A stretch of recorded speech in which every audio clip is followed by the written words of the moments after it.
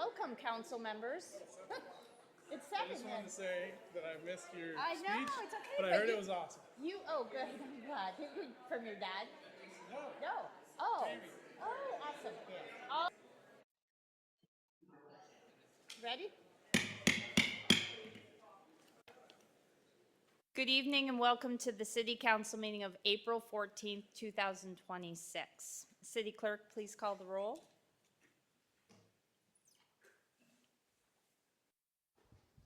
Thank you, Mayor. Council members present and establishing a quorum are council members Fulcher, Beaumont, Hanford, Walker, Fisher, and Blair. Thank you. Councilmember Gamble indicated that they would be absent tonight. Unless there are objections, their absence will be considered excused. Hearing no objections, their absence is excused. Thank you, Council. Councilmember Beaumont, please lead us in the Pledge of Allegiance.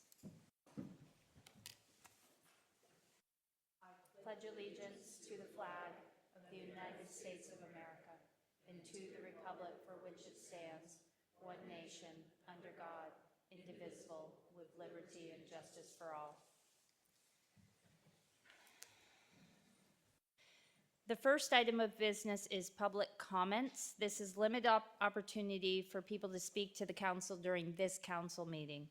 Pursuant to council rules of procedure, oral public comment is limited to in-person comment only and must comply with the standards set forth in the council rules. Comments are limited to 3 minutes. Information on where to send written comments is on tonight's agenda and on the screen. Please note that if you wish to speak to the item scheduled for the public hearing this evening, there is a separate opportunity to speak to that topic. We'll now begin public comment.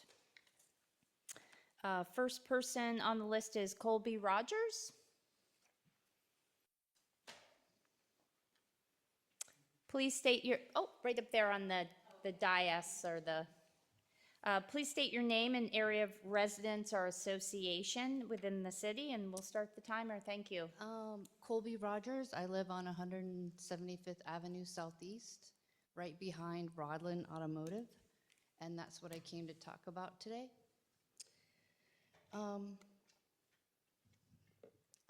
Maybe it's not obvious, but I'm in opposition to having that much more traffic in our neighborhood, pretty much in my front yard. I married my husband and moved into the neighborhood about 6 years ago. And during that time, I've seen 6 to 7 multi-family dwelling units go in right on Main Street, which has obviously affected our traffic getting to our neighborhood. That's neither here nor there. I'm here to talk about Rodland. I know that city planners, or I imagine city planners are obligated to consider growth along with community welfare. This build and this traffic will greatly affect our well-being, safety, property values. It's a small, modest neighborhood. Yep, the extra traffic will be a hardship, not to mention safety, property values, and possibly the worst being the extra noise and extra cars, not only in the parking lot, but I imagine they'll have visitors, etc. And I'm also concerned with the residents of the possible dwellings. I'm just wondering if there'd be any contamination considering the decades of automotive work being done on that property, the metals and the fluids going into the environment possibly. That's really all I have to say about that. Thank you for listening. Appreciate it. Thank you. Next person signed up is Don MacArthur. I actually signed up. It's taken out, I was supposed to sign up. It's for my husband. Okay, so you do not want to speak? I do not. Okay, thank you. Charles MacArthur. Please state your name, area of residence, or association with the city, and we'll start the timer. Thank you. Charles MacArthur. I live over here on 160th, here in the neighborhood down the street. For those of you that aren't sure, in case there's lots of developments in the city, in case you're not sure, what it is we're a single story and 2-story neighborhood that's right down the street over here, about 2 blocks away. The entire neighborhood has 3 entrances, and what's happening is Rodlands went from Main Street all the way back to our neighborhood, so it had an exit on either side. So what's happening is, and part of this is, I don't know 100%, but from what I've heard, he wants to sell the property as though it's ready for development. He doesn't actually have any plans to actually do this himself. I just found out some of that yesterday. He set this up so that he can sell it, so there's no drawings for the building or anything. On the plans I saw, it's for the actual outline of the lot, and it says that there will be 3 units or 3 buildings with 13 units on the property, 2 parking spaces per unit. Main Street blocked off according to codes that say that if there's a development and you can move that traffic off of Main Street, it should go into a neighborhood, not on Main Street. This is at a minimum 26 vehicles that there will be parking for on the property. That's only 2 vehicles as far as what the law requires. 2 vehicles per house, so that's 13 units. And then any other vehicles, motorcycles, trailers, boat trailers, all the stuff everybody has is going to go into the rest of the neighborhood that there's hardly any parking for at the moment. This isn't a neighborhood with sidewalks and that's more developed. It's already fairly dense. Every little nook and cranny is lotted out. It's not just you drive through the neighborhood. You drive through the neighborhood and then there's a row of homes, a row of homes, a row of homes. It's already fairly dense. So kind of what people were trying to ask for was, if people are going to develop something, use some common sense and this is going to be 3-story. You like the 3-story buildings you see being developed all over the place, especially on Main Street. So this is in our neighborhood of single-family homes. Right next door, a 3-story building going in the first 3-story building going into our neighborhood. And then basically I was asking questions about it, and I was being told it's part of the density thing coming from mandatory from Washington State. Here's what the law is, and here's what the codes say. We're basically saying if it's going to happen on the lots that are part of our neighborhood, it shouldn't be 3-story. It should be limited to a 2nd story for that neighborhood, just to stay with this, what's already there. It's been there for 70 years. That's why we moved there. And then also, it should be walled off from any kind of access, so all those vehicles, extra vehicles and parking aren't in our neighborhood, and that should be pushed over to Main Street and stop the access and traffic through our neighborhood. Thank you. Thank you.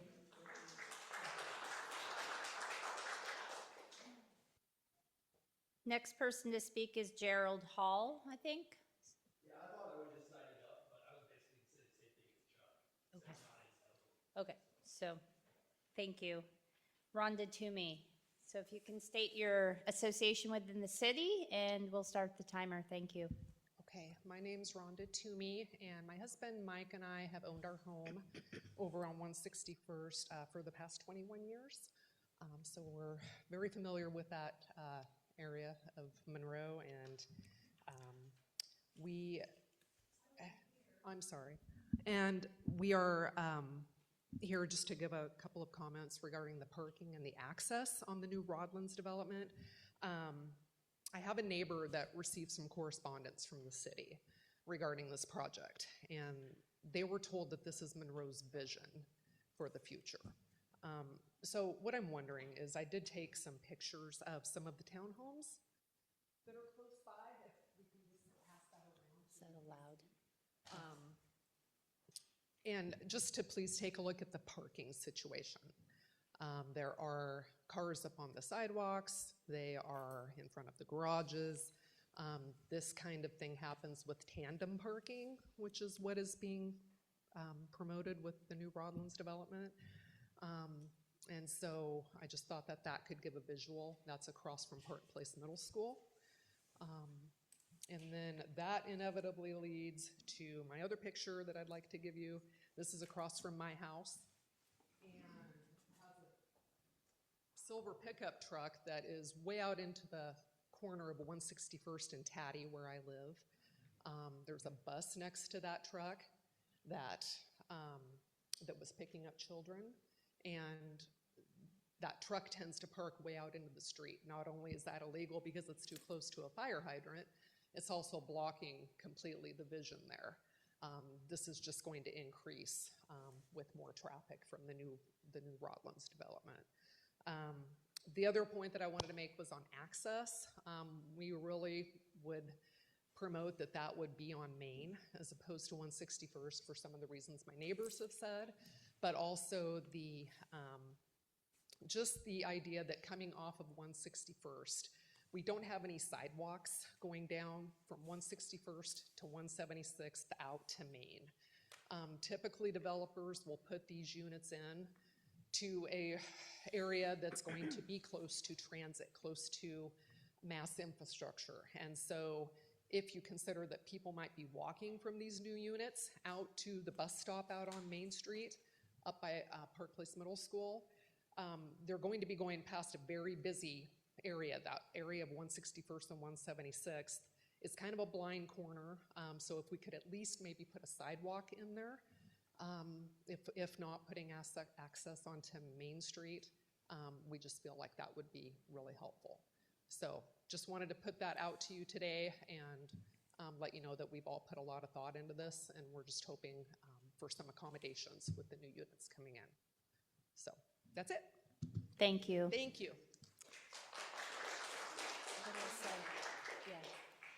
Can we refrain from clapping? Thank you.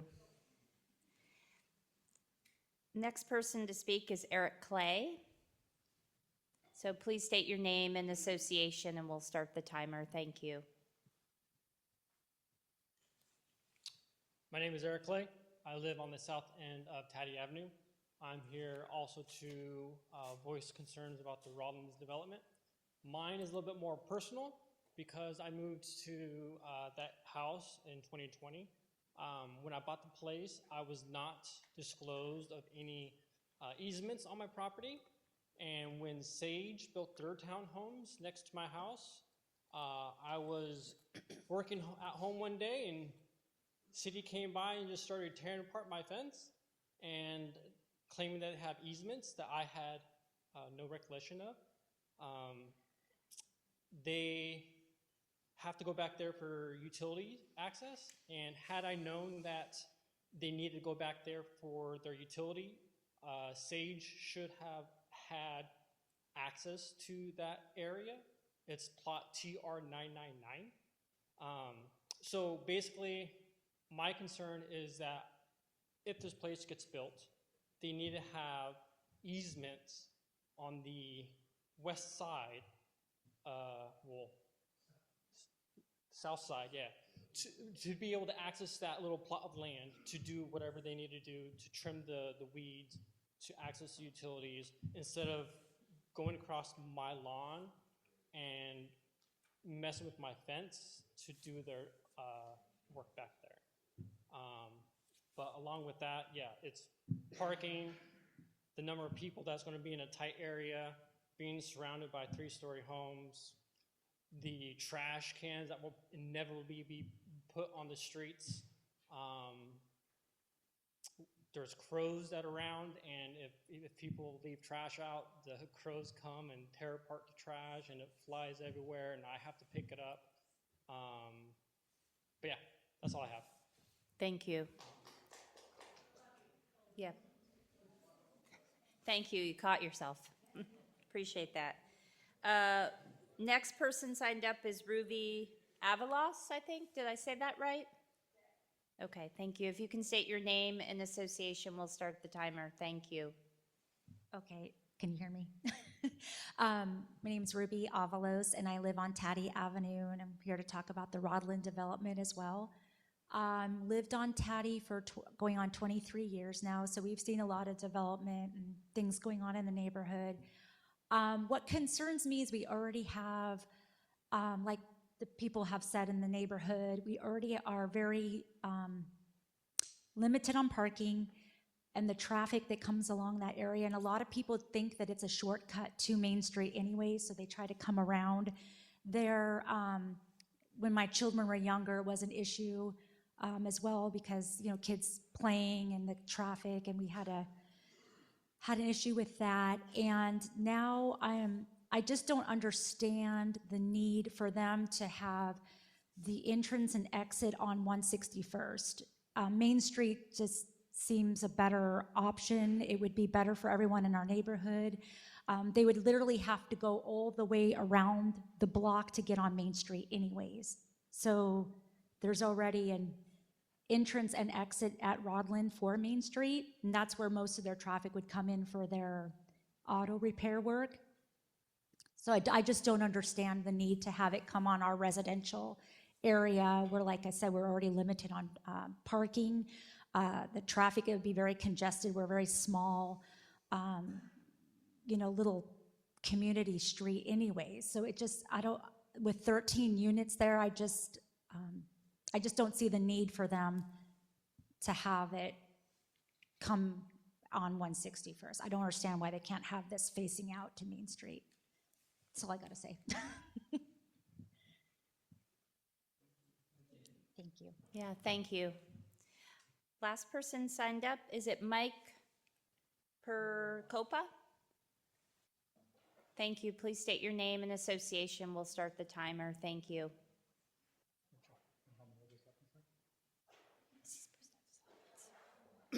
Good evening. My name is Mike Percopo. I live on 16015 175th Avenue Southeast, the neighborhood that is going to be directly affected by the Rodlands Automotive Development.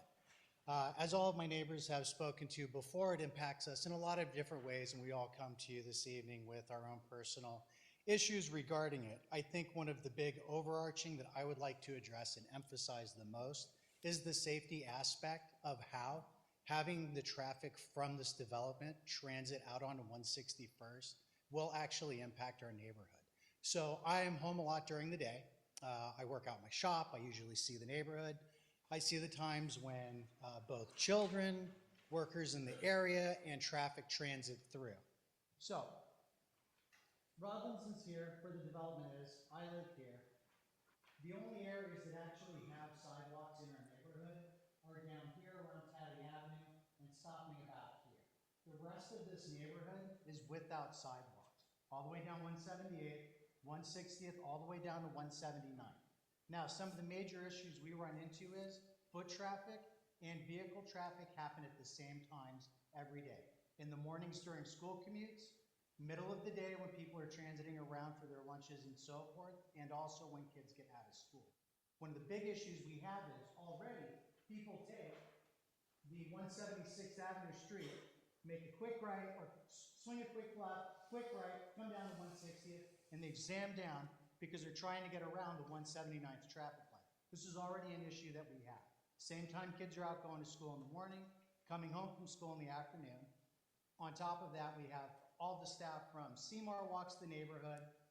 All of my neighbors here walk the neighborhood. They're out there with their kids, their dogs, their pets.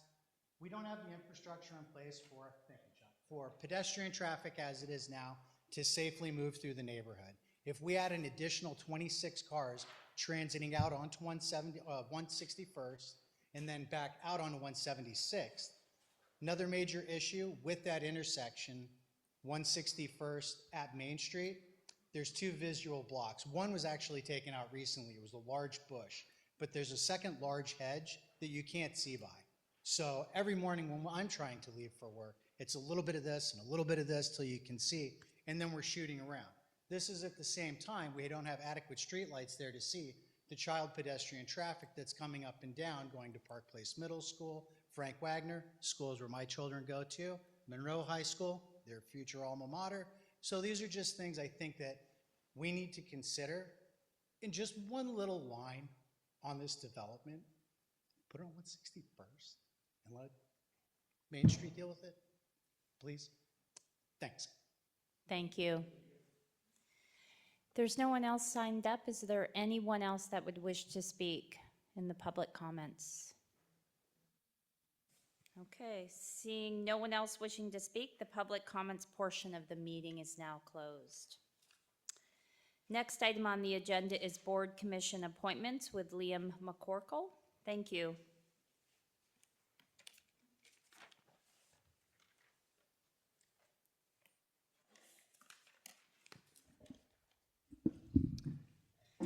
Thank you, Mayor, and good evening, Council. Before you tonight are 3 appointments to 3 different boards and commissions at the City of Monroe. Mayor's been working the last couple of months to fill the various number of vacancies we have on our boards and commissions. She has interviewed all of the candidates, requested applications, and we are requesting confirmation for Justin Rood to the Economic Development Advisory Board, Amy Martin to the Park Board, and Nicholas Wirsch to the Planning Commission here tonight. Mayor? Yes. Would those 3 please come up? I was going to give them an opportunity to say a couple words before council takes the vote. So Justin, if you want to go first. Yep, right there.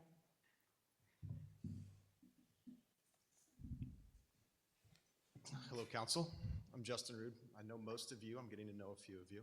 I excited to try to join and the Economical Development Board. I look forward to the growth. I had a long conversation with Mayor Cutterback about my passions. It's turning this town into a place that I have kids in high school and middle school, and I want this to be a place that they can grow and thrive, that they'll be able to afford homes here and have jobs that support those homes here. I'm somebody that has a business in this town and want to grow more. I come from a background of corporate, so I did 15 years in corporate retail, and then now I'm a personal business owner. So I believe this town is going to need growth of both of those aspects of, bringing the right corporate in, and then supporting those small business owners that are currently here.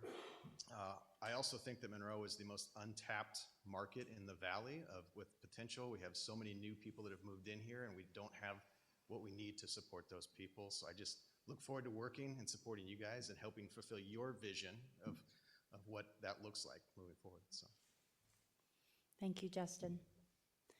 Councilmember Hanford. Thank you, Mayor. I have known Justin for years. We tend to, in the past, when we have these appointments, it's always good to hear. I always appreciate hearing from others in the community that know, because a lot of times we don't know the person being appointed. But in this case, I do. So I'm very happy to see your name here and to read your information. But I move to confirm the mayor's appointment of Justin Rood to a midterm vacancy on the Economic Development Advisory Board, position 5, with the term ending December 31st, 2026. Okay, thank you. A motion has been made by Councilmember Hanford and seconded by Councilmember Fisher to confirm the mayor's appointment of Justin Rood to the Economic Development Advisory Board, position 5, with a term ending December 31st, 2026. All those in favor say aye. Aye. All those opposed say no. The vote passes 6-0. Thank you.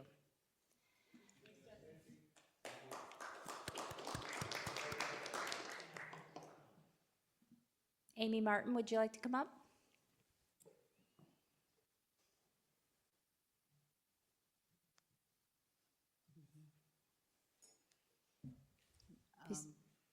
I'm Amy Martin.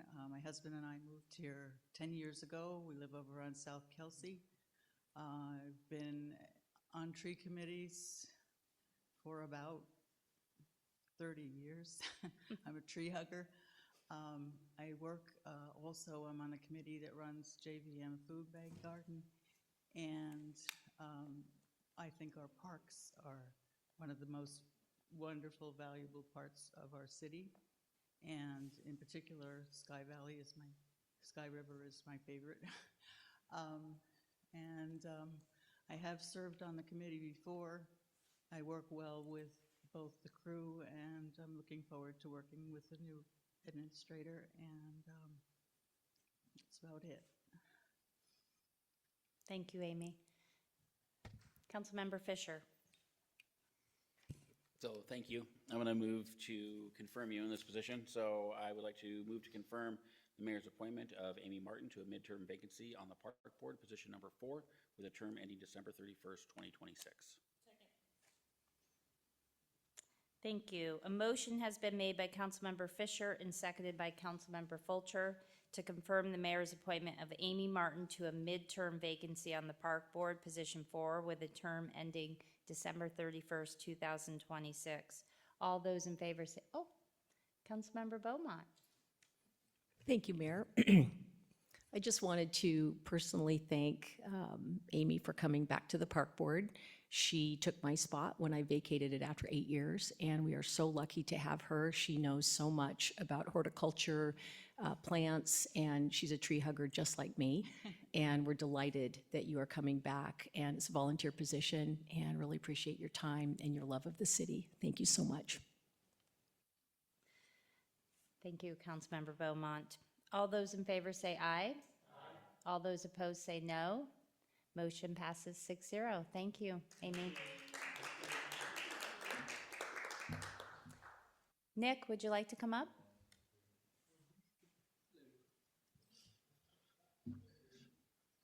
Hi. Nice to see everyone. I recognize a few faces. I'm Nicholas Wirch. I come from a unique background of both working my way up in the field construction industry from the bottom up, and I understand how back-end problems also come about and get resolved. I know what works in the field, what doesn't, but I also have a unique passion for both planning, construction, and helping people, and I'm hoping with this role I can potentially kind of merge all those into one and create a better living environment for my fellow citizens, that including the ones who have voiced their opinions here tonight. Wonderful, thank you. Councilmember, was it Walker? Who was first? Councilmember Blair. I move to confirm the mayor's appointment of Nicholas Wirch to midterm vacancy on the Planning Commission, position 4, with a term ending December 31, 2028. Thank you. Thank you. A motion has been made by Councilmember Blair and seconded by Councilmember Walker to confirm the mayor's appointment of Nicholas Wirch to a midterm vacancy on the Planning Commission, position 4, with a term ending December 31st, 2028. All those in other, Councilmember Walker.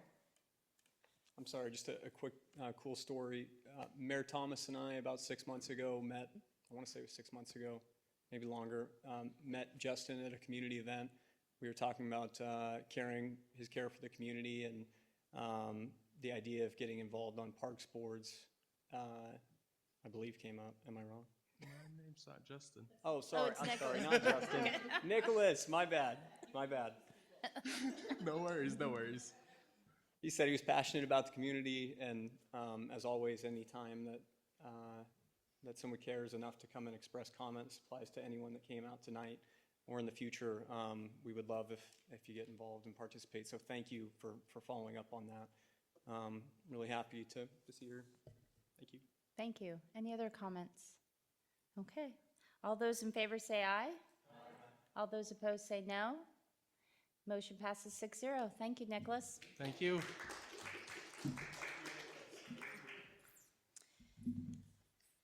The next item on the agenda is the 2025 Human Services Annual Report with Rachel Adams.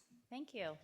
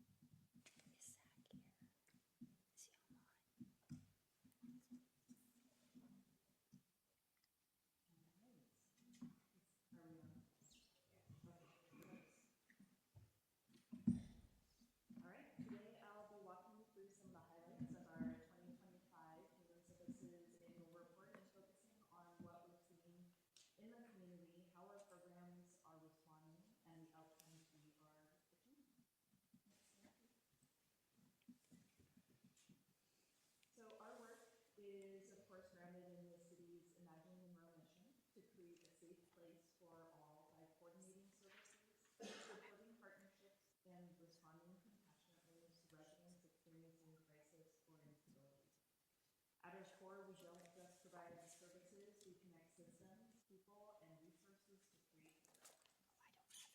What that looks like in practice is both internal and external coordination.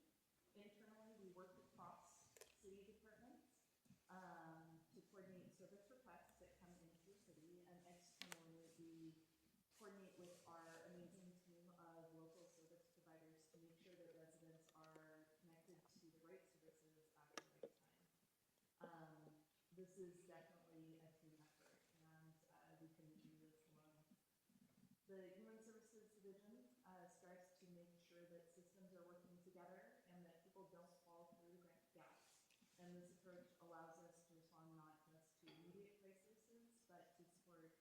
longer-term stability and well-being. Next. So this year, in the 2025 annual report, 7 key findings emerged across our programs. At a high level, what we're seeing is that early intervention is working. Relationship-based approaches are leading to better outcomes.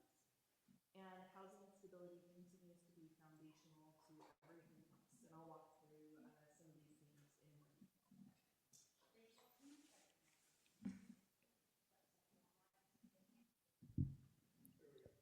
No?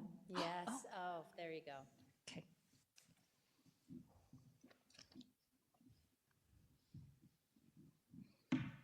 All right.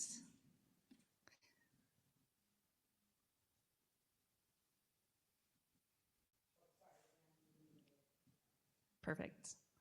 So this slide outlines the core functions of the Human Services Division, but what it's equally important is how we carry them out. Our work reflects the City of Monroe's vision of being friendly and responsive in the community. Being responsive means that people don't get stuck waiting or navigating these systems alone. Being friendly means they're met with dignity and respect, especially in their most vulnerable moments. Some of our work in this last year, we began tracking our calls coming into the Human Services Division, into City Hall specifically. And some of those calls began in our utility department or in code enforcement, where maybe a resident was having a hard time paying a utility bill, finding themselves in a financial crisis and unsure where to turn. When this is the first time you're in a situation like that, you don't know what systems are out there that can support you. So having amazing people at the front desk that can refer people back to me, and I can share in those first steps of connecting people to our systems makes it a little less scary. People looking for affordable housing and affordable senior housing were some of the calls that we saw come in this year. And people looking for just resource connections, overwhelmed and unsure where to start. We work hard to ensure that when residents reach out, often in moments of these crises, they receive timely, compassionate, and coordinated support. When we began tracking these calls that we were getting into the Human Services Division, we found last year we were able to maintain a 96% call resolution rate. And this year we're already seeing initially more calls coming into Human Services and people being routed back into my division in times of crisis, looking to City Hall for support. Altogether, these functions ensure that our human services is not just effective, but aligned with the kind of community that Monroe strives to be. Next slide, please.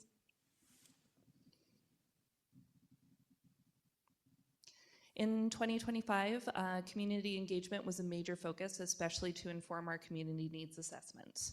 We connected with residents at events like Pride, the Farmers Market, National Night Out, the Sultan Shindig. We also partnered with the Monroe Community Coalition and Monroe School District on the Hope on the Horizon event, which was to support families in the Monroe School District with mental health and wellness supports and resources. We worked with them on a back-to-school resource fair, and here in City Hall Council Chambers, we hosted a gratitude gathering for our service providers. These weren't just events, they were intentional opportunities to strengthen partnerships, gather input, identify gaps, and build trust in spaces where people already feel comfortable. At the same time, we saw the Community Human Service Advisory Board, and I did see one of our Community Human Services Advisory Board members here tonight, James Harrigan. I wanted to just acknowledge him real quick.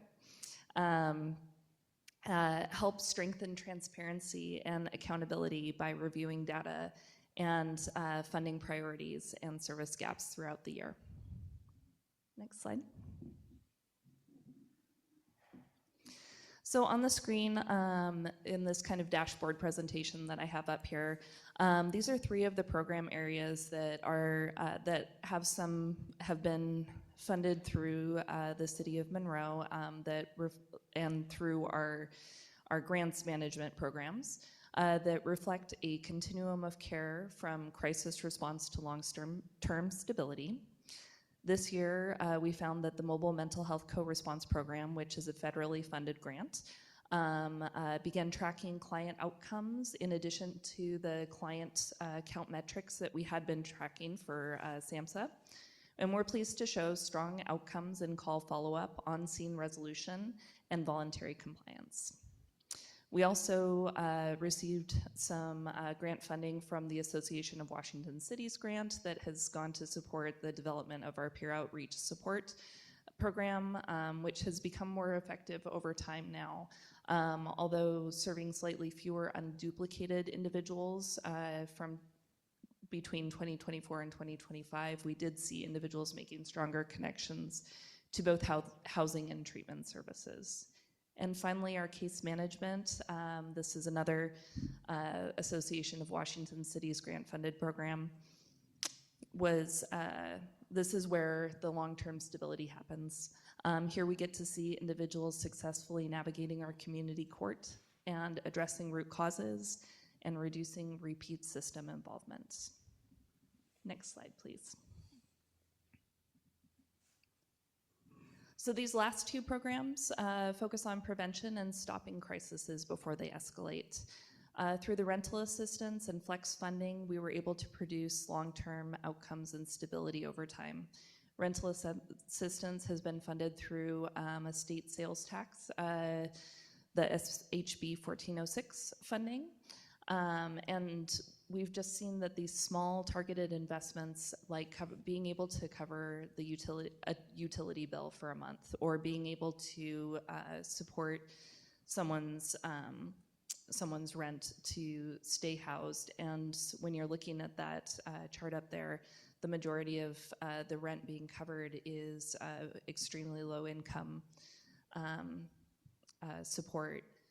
Being able to provide a means of transportation can prevent much larger compounding crises like eviction and unemployment or involvement in the justice system.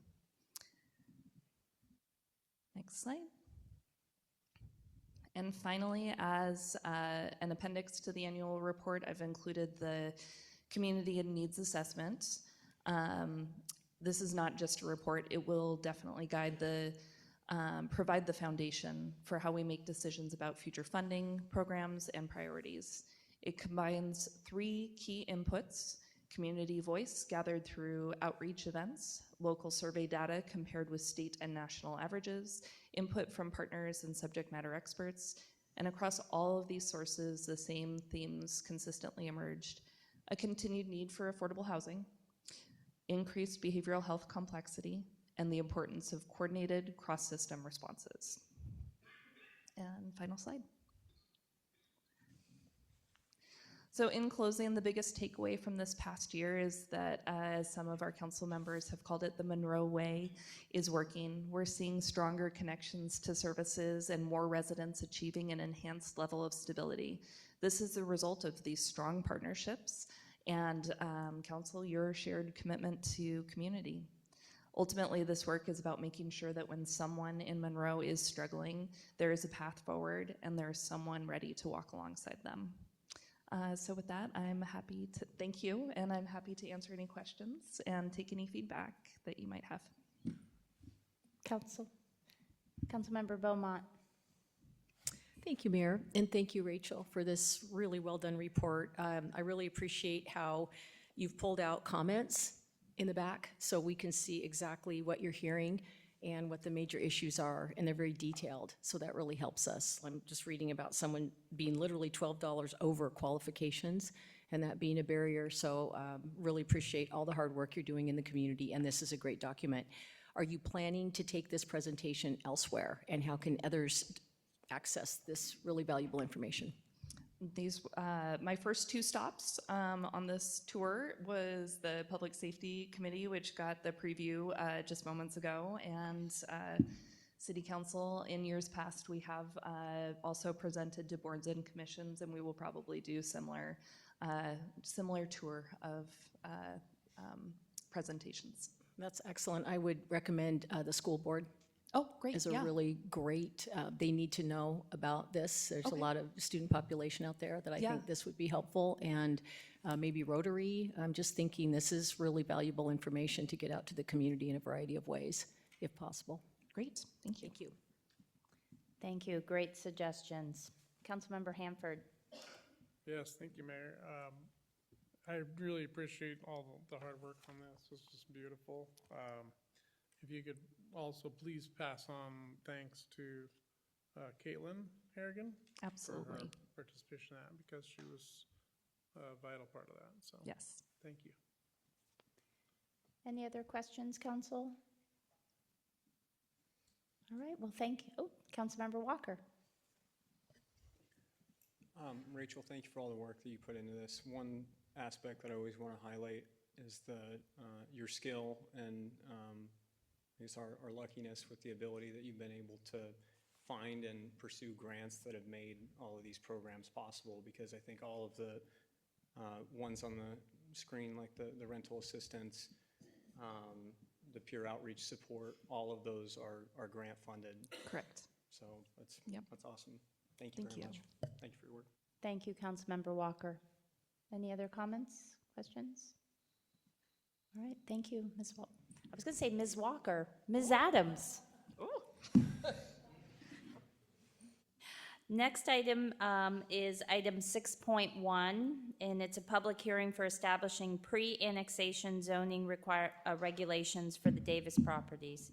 Before we proceed with the hearing, I will turn over to our City Attorney, Zach Lell, for a few preliminary comments. Thank you. Good evening, Mayor and Council.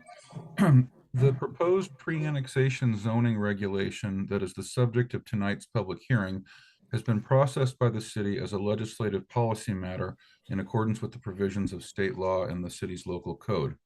This procedure has involved review under the State Environmental Policy Act, or SEPA, a public hearing before the city's Planning Commission, a policy recommendation by the Planning Commission, and now, as required by state statute, 2 public hearings before the City Council, which by law must be held at least 30 days apart. In this context, there's no legal requirement for individual council members to undergo any type of formal disclosure process as part of the public hearing.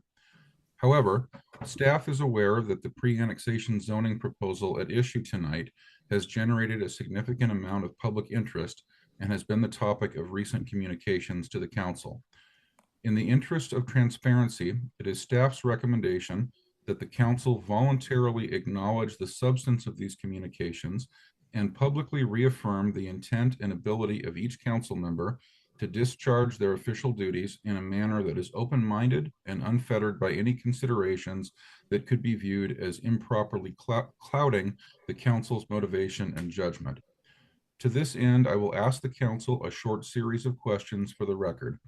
If there are no affirmative responses to a particular question, the record will indicate that no council member voiced any concerns as to that issue. Again, this is a voluntary exercise and is not legally required. For members of the public who are intending to testify during the public testimony portion of tonight's public hearing, you may use part or all of your allotted speaking time to respond to or rebut the substance of any prior communications that the council members may disclose. Does any council member have a financial interest in any of the property that would be subject to the proposed pre-annexation zoning regulations before you this evening?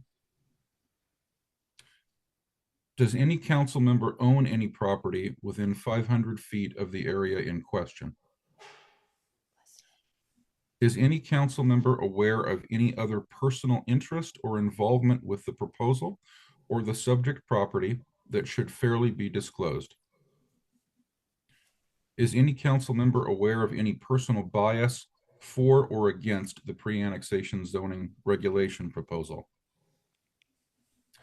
Has any council member prejudged whether the proposal meets the applicable criteria for approval? Is any council member aware of any reason why he or she would not be able to perform and discharge his or her duties in an appropriately objective, impartial, and fair manner to the extent required by law? Has any council member had communications with interested parties regarding this pre-annexation zoning proposal while it has been pending? If so, the substance of the communication should be disclosed, placed on the record, and an opportunity to rebut the substance of that communication will again be provided during the public testimony portion of the hearing. Councilmember Beaumont raised her hand. Yes, Councilmember Beaumont. A few months ago, I met with a neighbor of this subject property who expressed concerns regarding potential traffic impacts of future development. I've also received emails from parties, both pro and con, and responded by thanking them for contacting council. Thank you. Councilmember Fisher. I can basically say ditto to that. Me and Councilmember Beaumont walked the property together with some of the neighbors of the property. I've had contact with people, both pro and con, through emails and personally just talking. Thank you. Councilmember Fulcher. Thank you. I just had brief email interactions with people both pro and con, usually not more than just a thank you, and I will read your information. Councilmember Walker.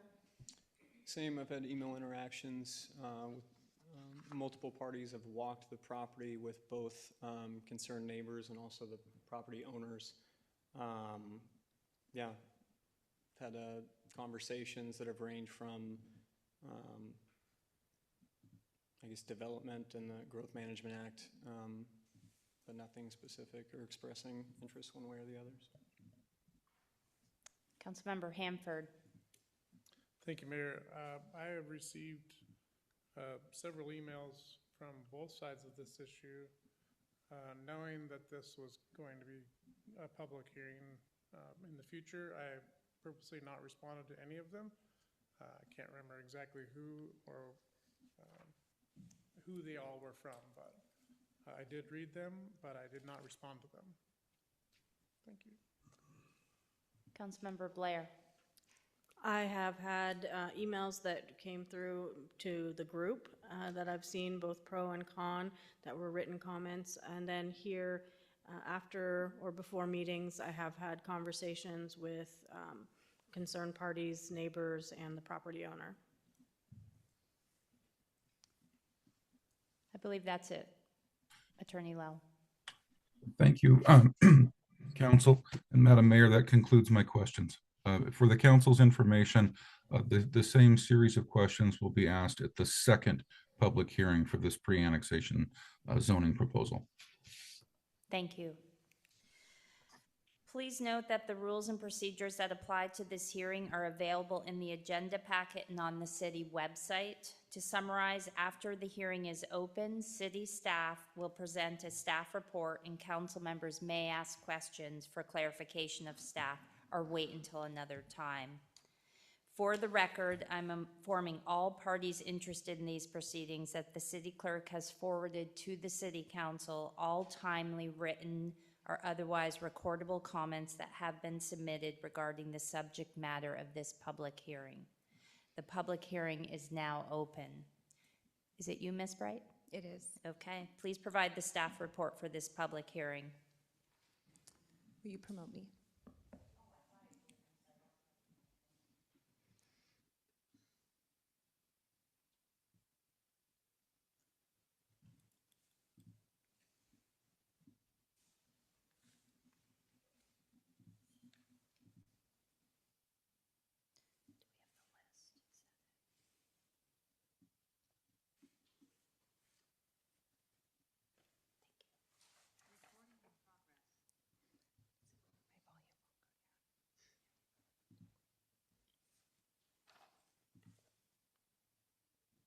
Jody? It says request to share.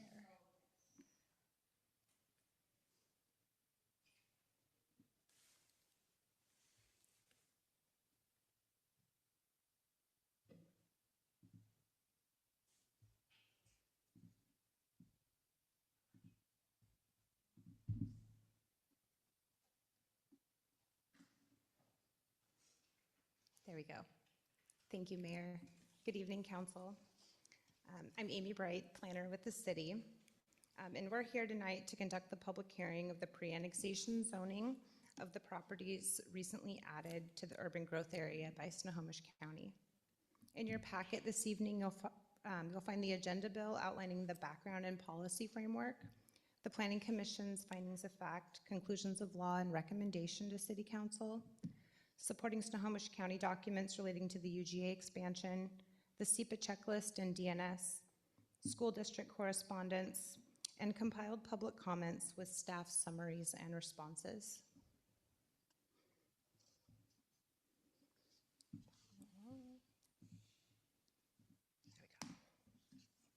All right, so the purpose of tonight's meeting is to conduct the first of two required public hearings under state law, RCW 35A 14330, for pre-annexation zoning, to review Planning Commission's recommendation, and to receive public testimony and consider the record to date.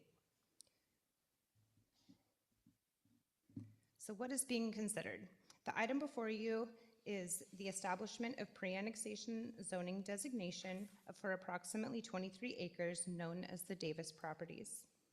The proposed zoning designation is single-family residential, 7 units per acre, or R7.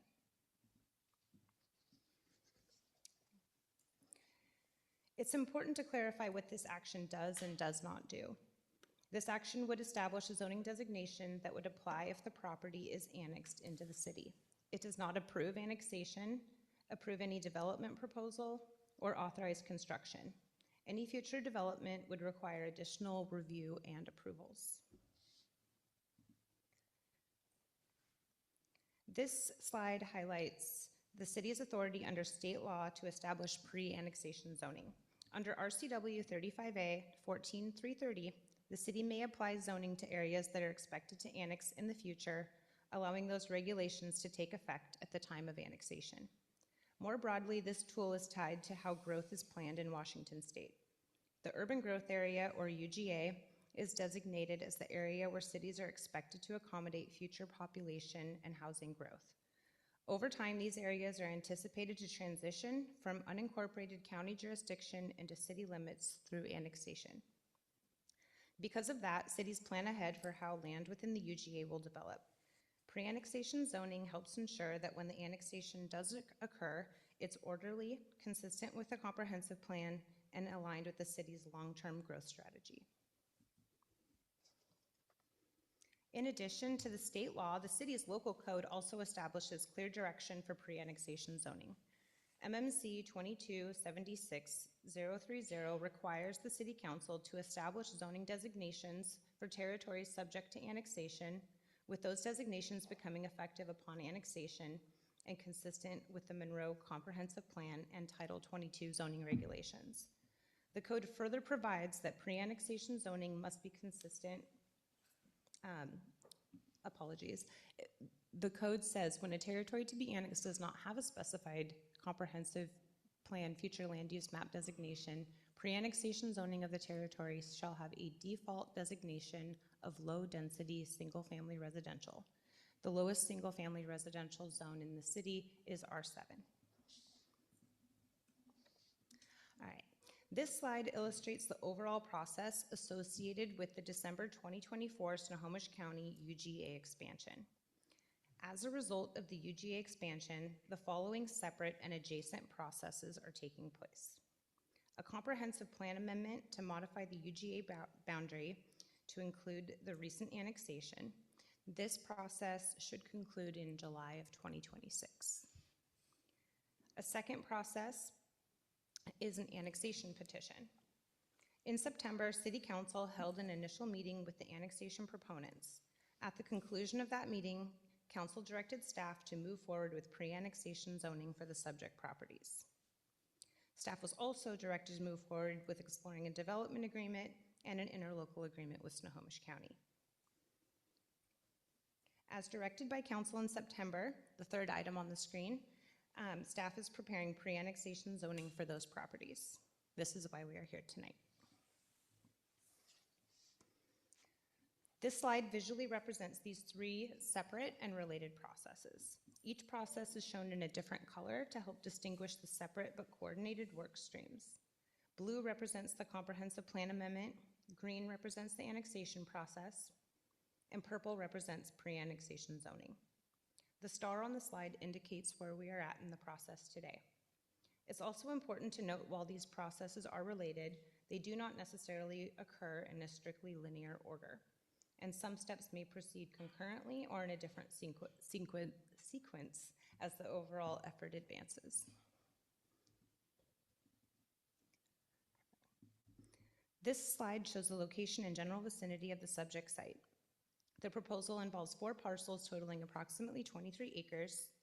The site is located west of Chain Lake Road and east of 191st Avenue Southeast, and it lies immediately north of the current city limits. This location places the property adjacent to the city, but currently outside the city boundaries, which is why pre-annexation zoning is being considered. The image on the screen represents the Davis properties. State mapping illustrates a potential stream located to the north of the site, and a small wetland identified by Snohomish County is shown in green in the south central portion of the property. The presence and extent of a potential stream will be confirmed at a development stage, whether that occurs within the city or the county jurisdiction. You can also see a gray dashed line running through the properties, which indicates the Williams pipeline easement. This is a no-build area. Because pre-annexation zoning is not a development proposal, a site plan has not been provided at this time. The Davis properties were added to the Monroe UGA through Snohomish County's 2024 Comprehensive Plan Update, known as the MON 2 application. The Monroe City Council submitted a letter in support during that process. The county approved the UGA expansion and rezoned the property to R9600 under county zoning. It's important to note that the UGA decision was made by the county through a separate legislative process. While Snohomish County was working on the UGA expansion, the city of Monroe was simultaneously developing Monroe 2044 Comprehensive Plan. Both actions were ultimately adopted in December of 2024. However, the county's UGA expansion was not included in Monroe 2044. As a result, the Davis properties are not currently shown on the city's comprehensive plan future land use map. In response to the county's UGA expansion, and for consistency with Snohomish County, who sets the UGA boundaries, the city of Monroe took proactive action by initiating a city-initiated comprehensive plan amendment. This amendment was docketed for the 2025-2026 cycle, and as mentioned earlier, this process formally began in July of 2025. The map shown here reflects the adopted Monroe 2044 future land use map prior to consideration of the amendment. On July 24th, 2025, the city received a notice of intent to annexation, or NOI, from the property owners, the Davis family. The receipt of the NOI formally initiates the annexation process under state law. Once an NOI is received, the city has 60 days to bring the annexation proposal before City Council for consideration.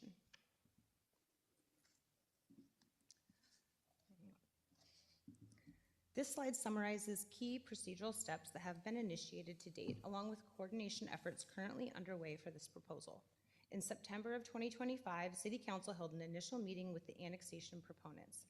At that meeting, Council provided direction to staff regarding several components of the annexation process prior to preparation of a resolution related to the 10% annexation boundary. In addition, City Council directed staff to begin pre-annexation zoning review of the site. This is why we are here tonight. A pre-application was held in October of 2025 with city staff and Snohomish Regional Fire and Rescue. City Council also directed staff and the petitioner to coordinate a development agreement, which includes elements such as a proposed multimodal trail along Chain Lake Road and a trail connection linking 191st Avenue Southeast to Chain Lake Road, and a consideration of a mix of housing types. This action has not yet begun. Finally, staff are also coordinating with Snohomish County on a potential interlocal agreement to address utilities, infrastructure, and permitting to support orderly transition if annexation proceeds. At the Planning Commission's November introduction of this item, staff recommended R7 single-family residential zoning for the Davis properties, as R7 is the lowest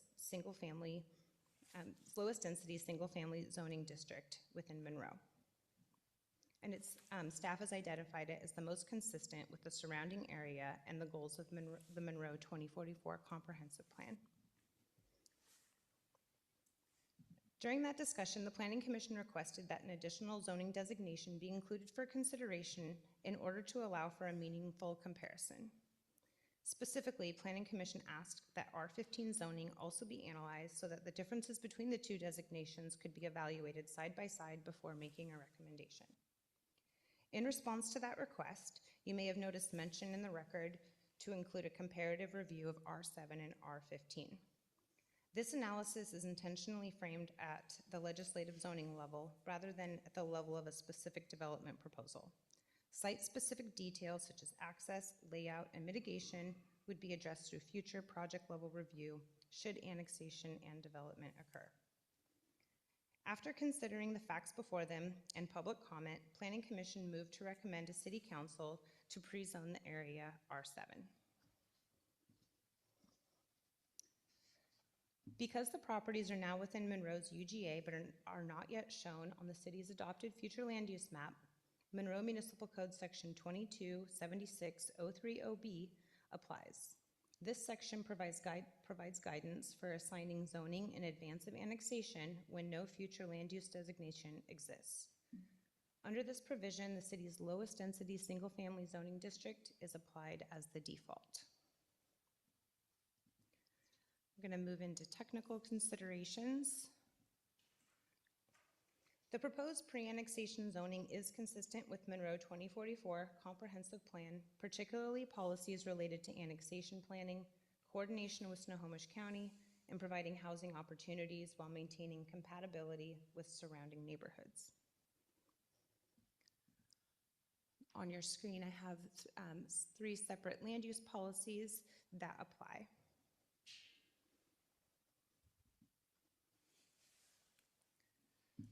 The State Environmental Policy Act, or SEPA, requires state and local agencies to evaluate potential environmental impacts of certain actions. While annexations themselves aren't subject to SEPA, related zoning changes are. For this annexation, a SEPA checklist was completed and a determination of non-significance, or DNS, was issued, meaning the proposal is not expected to have significant environmental impacts. The comment and appeal period ended with no appeals filed. Public benefit is a key consideration for pre-annexation zoning, and staff finds that the proposed action provides clear benefits to the community. The proposed R7 single-family residential zoning supports orderly growth within the urban growth area, is consistent with the Monroe Municipal Code, and aligns with the Monroe 2044 Comprehensive Plan. Establishing zoning prior to annexation provides predictability and transparency by defining the regulatory framework that would apply if the property is annexed. This ensures consistency in land use, planning, and supports coordinated decision-making for future city services and infrastructure planning. By applying the city's lowest density residential zoning designation in accordance with MMC 2276030B, the proposal maintains compatibility with surrounding development patterns while implementing the city's adopted policies for growth within the UGA. This approach supports orderly and consistent land use planning and balances the interests of the broader community. Multiple public comments have been received by the city during the pre-annexation zoning process. These comments are in the agenda packet, and other comments that were received today were distributed by the city clerk to council members prior to the meeting. While a few comments were received in support of pre-annexation zoning, staff received several public comments expressing a range of concerns. Staff have summarized the public comments received and have provided staff responses to each, which are available in your packet.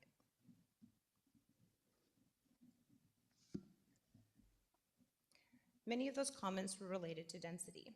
The current Snohomish County zoning of the properties is R9600. This is a single-family residential zoning designed to provide predominantly single-family residential development and achieves a minimum net density of 6 dwelling units per acre. The county calculates their density based on net density. Net density is the density after roads, critical areas, and other tracts are removed from the base acreage. So it's difficult to provide an accurate maximum density under this zoning district. It allows for various residential uses, including single-family detached and attached dwelling units. Staff is recommending a zoning of R7, which allows for 7 to 14 units per acre. This is the lowest single-family residential zone in Monroe, and it allows for predominantly single-family detached and attached dwelling units. Staff concludes that R7 zoning is the most compatible zoning to adjacent neighborhoods and the current county established zoning. Hopefully you can see that. The graph on the screen shows gross densities of neighborhoods constructed in Monroe, either within the Eaglemont neighborhood or areas adjacent to Eaglemont. These neighborhoods were developed under the previous R4 zoning district, and several projects utilized the planned residential neighborhood option, which allowed for up to a 30% density bonus. Under R4, the base density is 4 units per acre. With a 30% density bonus applied, the maximum potential density would be approximately 5.2 units per acre. This maximum is represented by the horizontal line on the graph. The purpose of this graphic is to illustrate that while a maximum theoretical density can be calculated under the zoning standards, in practice, it can be difficult for projects to fully achieve that maximum due to site constraints, infrastructure requirements, and design considerations. During the introduction of this topic, City Council requested illustrations of different residential densities, including R7. Staff was unable to identify a clear local example of development constructed under R7. Instead, we're providing a variety of comparable zoning and development examples to illustrate how density can vary based on housing type, site design, and street layout. The first example is approximately 4.82 units per acre. This is shown as Eaglemont 7, which is located adjacent to the subject property. The next example is 5.9 units per acre. This is located in Snoqualmie. This development includes courtyard access that's located behind the main street, so you see clusters of housing on the screen.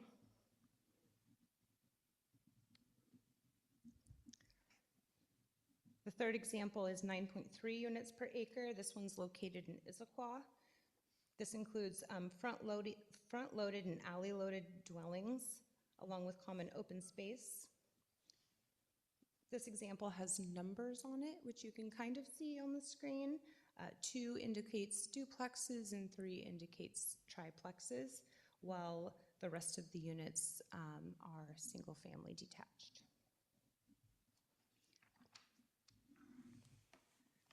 Finally, the last example shows approximately 15 units per acre. This one's also located in Issaquah. This is a higher density neighborhood that includes a variety of housing types.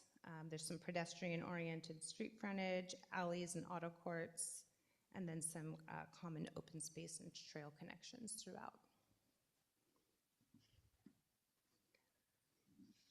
So school impacts were a common topic raised during public comment. The Davis properties are located within the Monroe School District, with students attending Chain Lake Elementary, Park Place Middle School, and Monroe High School. The Monroe School District adopts its capital facilities plan every 2 years. That plan indicates the district generally operates near capacity by design. The current utilization rates range from approximately 88 to 94% at the elementary and middle school levels and 87 to 88% at the high school level. 5-year projections show modest increases at the elementary and middle school levels and a projected combined high school utilization of approximately 104%. Based on the standard student generation rates, development under R7 could generate up to approximately 150 students. These figures represent potential future build-out and are not an approved development proposal. A similar confirmation from the school district is provided as an attachment to this agenda packet. The City of Monroe collects school impact fees at the time of building permit submittal. However, Monroe School District does not currently impose a fee under its capital facilities plan. While the city administers fee collection, long-term capacity planning and facility expansion remain the responsibility of the school district. They are a party of record on legislative and development-related proposals, and the city coordinates population projections with the district to support its capital planning efforts.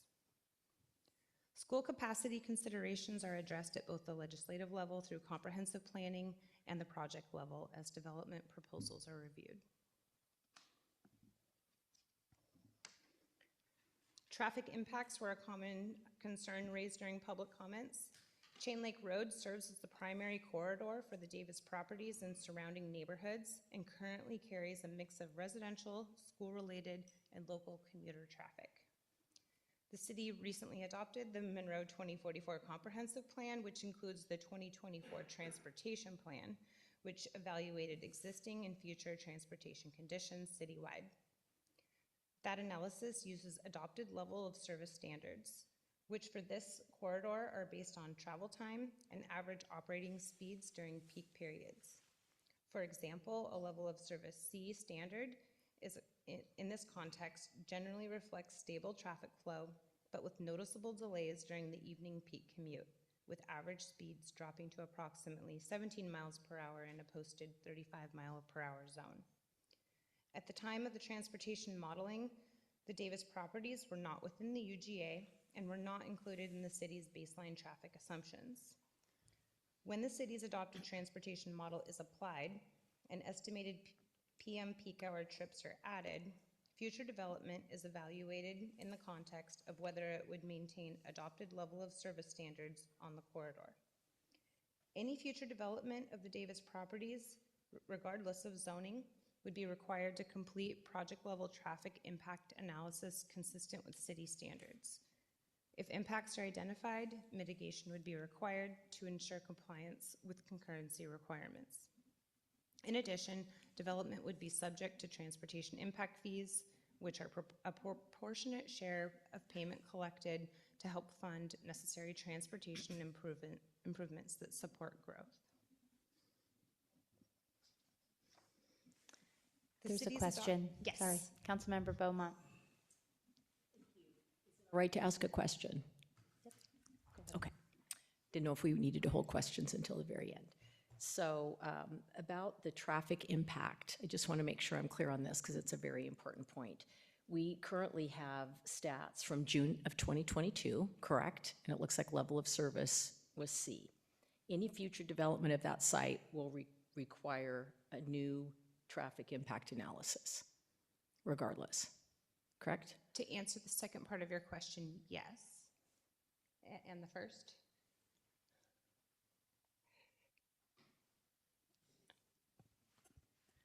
May I? Yes, you may.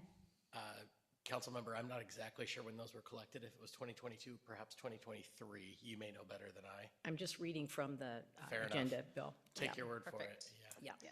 Yeah, I just jotted that down. So I'm just wanting to make sure I'm clear on this. So what I jotted down is new traffic study and level of service would be conducted if a development application is submitted. Currently, that area is level of service standard C, and the last traffic study was conducted in June of 2022. Thank you. Okay. Yes. So future development of the site, regardless of zoning designation, will be required, we will be required to complete a traffic impact analysis, a new one that will be updated and current. That's correct.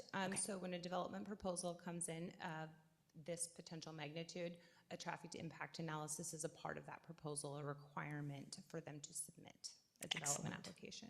Thank you for the clarification. You're welcome. Thank you. Continue.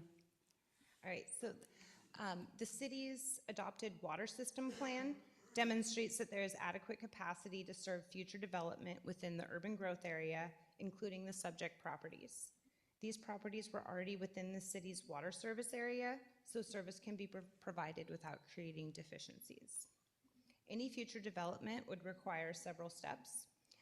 That includes system modeling to ensure the existing water system can accommodate the project, infrastructure extensions, which may include on-site and off-site improvements based on the specific project design, and all costs for utility extensions are the responsibility of the applicant. Payment of system development charges, or SDCs, which help fund the city's water system and infrastructure, are also required. Moving on to sewer. Monroe's wastewater system has sufficient capacity to accommodate additional residential growth within the urban growth area without creating deficiencies. The subject properties were not specifically analyzed in past reports, but citywide planning data shows adequate capacity through 2040. Gravity sewer is expected for these properties, and no off-site pump stations are anticipated to be impacted. Any future development would require project-specific engineering analysis, utility extensions and improvements, and payment of all applicable utility costs, including system development charges. As a reminder, system development charges are a buy-in to the existing sewer system.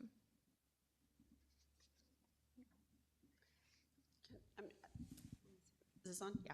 I just want to clarify on the sewer, in order to meet those, to continue capacity, that does include system improvements. So when you look at this utility system plan, it does include projected improvements. So to get to 2040, we already assumed we're going to have to make some changes. So I want to be really clear, with or without this project, the city was going to have to do some system improvements to continue the capacity for the city of Monroe sewer system. A high-level review of environmental conditions was conducted as a part of the pre-annexation zoning and SEPA review. The site contains environmental features and constraints, including critical areas that influence future development potential. Pre-annexation zoning does not authorize development or approve a site plan. No project-level impacts are evaluated at this stage. If and when a development proposal is submitted, a detailed critical areas review will be required. Project-level review would address wetlands and buffers, wildlife habitat, stormwater management, and compliance with city's environmental standards. Any future development must avoid, minimize, and mitigate impacts consistent with city and state regulations. Based on code requirements, comprehensive plan consistency, infrastructure considerations, and compatibility with surrounding development, the Planning Commission recommends R7 single-family residential as the pre-annexation zoning designation for the Davis properties. This recommendation reflects that R7 is the city's lowest density single-family zoning district and is consistent with the Monroe Municipal Code and the Comprehensive Plan, while also supporting orderly annexation. Planning Commission's recommendation is included in your packet.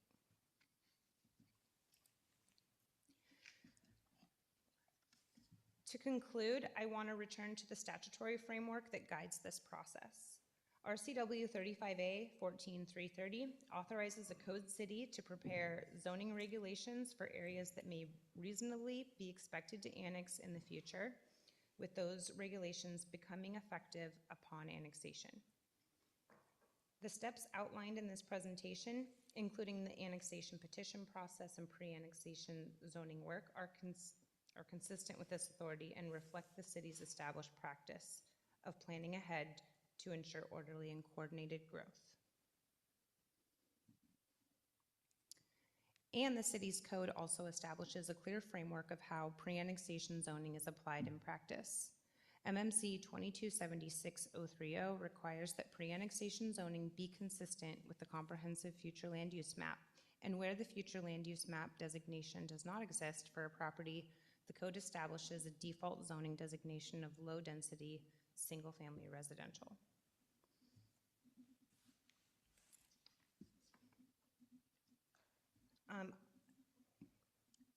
On the screen are next steps in this process. As we mentioned, tonight is the first of 2 required public hearings. We have tentatively scheduled May 19th, 2026 for City Council's second public hearing and first reading of the ordinance.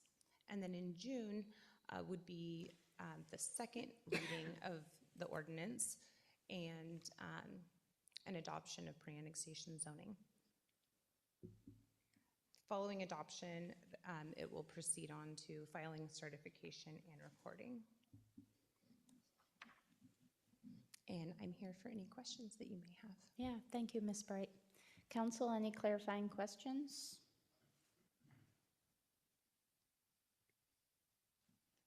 Okay.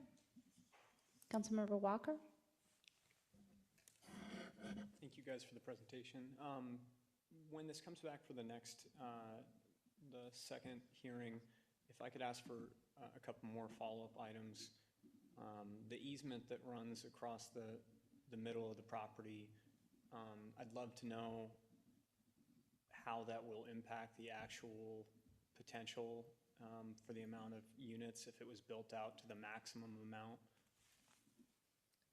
Can an easement be, would it be possible for a developer to pave over it, to gravel it, and use it as the center access road for the development, even though there's a gas line underneath it? Yeah, so in the past, this easement does run through a lot of developments that have already occurred up on the hill. And typically throughout the Eaglemont neighborhoods, you'll notice there's a trail that they usually place over them. Williams has a pretty strict guideline of what can and cannot be constructed over the easement. Roads are typically allowed, but structures, buildings are not allowed to be on top of the easement. To answer your I don't know if we'll be able to get that. Well, I also want to clarify that we wouldn't know that until we actually received an actual application, as Amy included in her presentation. And again, sorry, Kate Turtellow, Planning Manager for the City of Monroe. The access easement, we would not know how that would affect the total build out until application came through. What we're asking you to focus on this evening and the next hearing is the pre-annexation zoning. So you're a couple steps ahead of where we're at. And in the several slides back before the visuals of the 4.7, it was, or 4.15, whatever, it talks about it's very hard for the City of Monroe for developers to get to full build out because of constraints like easements, public works, curb, gutter, sidewalk, storm, because the City of Monroe develops on gross, not net density. So we would have a really hard time answering your question until something actually came forward. Right. Totally understand that. That's why I was asking if the maximum case scenario being that if it was R7, yeah, what's the maximum that could be built out? And obviously, I would assume that asking it that way would make it so that it's wouldn't rely on the actual development plan that came in to decide. Yeah. Thank you, Amy, though, for the easement answer. I appreciate it. The other question I was going to have, and maybe this is a question for Director Roberts, was when it comes to future developments and adjacent studies, the question about the Brown Road Chain Lake intersection, if development was to occur there in the future and they were to do a traffic study or impact study, would it reach that intersection? Or would it be limited, is it limited to just the perimeter of the parcels itself? In response to your question, the traffic impact analysis that would be performed for that development would carry that through essentially, in all practical terms, down to Highway 2. And then it would also assess the number of vehicles that would be added to the Highway 2 corridor and assume that. So essentially, it carries it from a local road down to a major arterial is really how that would work in this specific application. As it relates to Brown and Chain Lake Road, that intersection would be assessed as a logical route out of the development, and so it would be considered in the process as well. Okay, awesome. And I just wanted to add on, I pulled back up on the screen the graph that I included. And so the lowest bar that you see on the screen is Eaglemont 5. And the reason that that one is so low, it's not quite 2 units per acre, is because of infrastructure. There's a very large stormwater detention pond that takes about 50% of that. And so I think when you look at this graph, it really represents constraints that are on the site. Not every one of these on the screen has the Williams pipeline that runs through it, but many of them do. Awesome. Thank you so much. Appreciate it. Thank you. Any other questions? Okay. At this time, we're going to ask if there's members of the public that wish to speak on this matter. Unless the council wishes to impose a different limitation, there's a 3-minute time limit on each speaker. Your time will begin after you introduce yourself and provide your area of residence or association with the city of Monroe. Please be respectful of all speakers and of the hearing procedure itself. Please also note that this hearing is an opportunity for you to address the city council. It is not intended to be a question and answer. The first person signed up is James Harrigan. So please state your name, area of residence with the city, and we'll start the timer. Thank you. Thank you. My name is James Harrigan, and I just come as a member of the public. I live in Sultan. Before that, I actually lived off Pike Street here in Monroe for about 6 years. And so I come in support of this annexation. In the process, I would recommend that we adopt the recommended zoning from the Planning Commission. But kind of speaking, I submitted a public comment that has a little bit more detail, and you can refer to that. But I kind of wanted to speak a little bit more from a personal perspective, because as somebody who has been displaced from Monroe, I think that's really the big challenge that's going to be what Monroe faces. We have, I think, a really big displacement challenge, should I say. There's not enough smaller homes for people who are younger and, trying to move out, or are older and trying to downsize. So I think that this property, I can see really positive potential for this property to offer some of those smaller units with the mixed use that the pre-annexation agreements hold the potential for. And then, I think the collaboration that I've seen from the property owner to try to engage the community and see what does the community actually need. I was involved with the Citizens Advisory Council for the comprehensive plan update, and I can testify that the property owner was there asking questions, engaged with the community to see what is actually needed. And what we need is properties that are homes that are smaller or mixed density that allow for units that young and old can buy and not have to be moved out of the community. So I think that this is a unique opportunity that my dream would even be to try to bring in a partnership with a community land trust and have some of those units end up as community land trust units that will then be permanently affordable.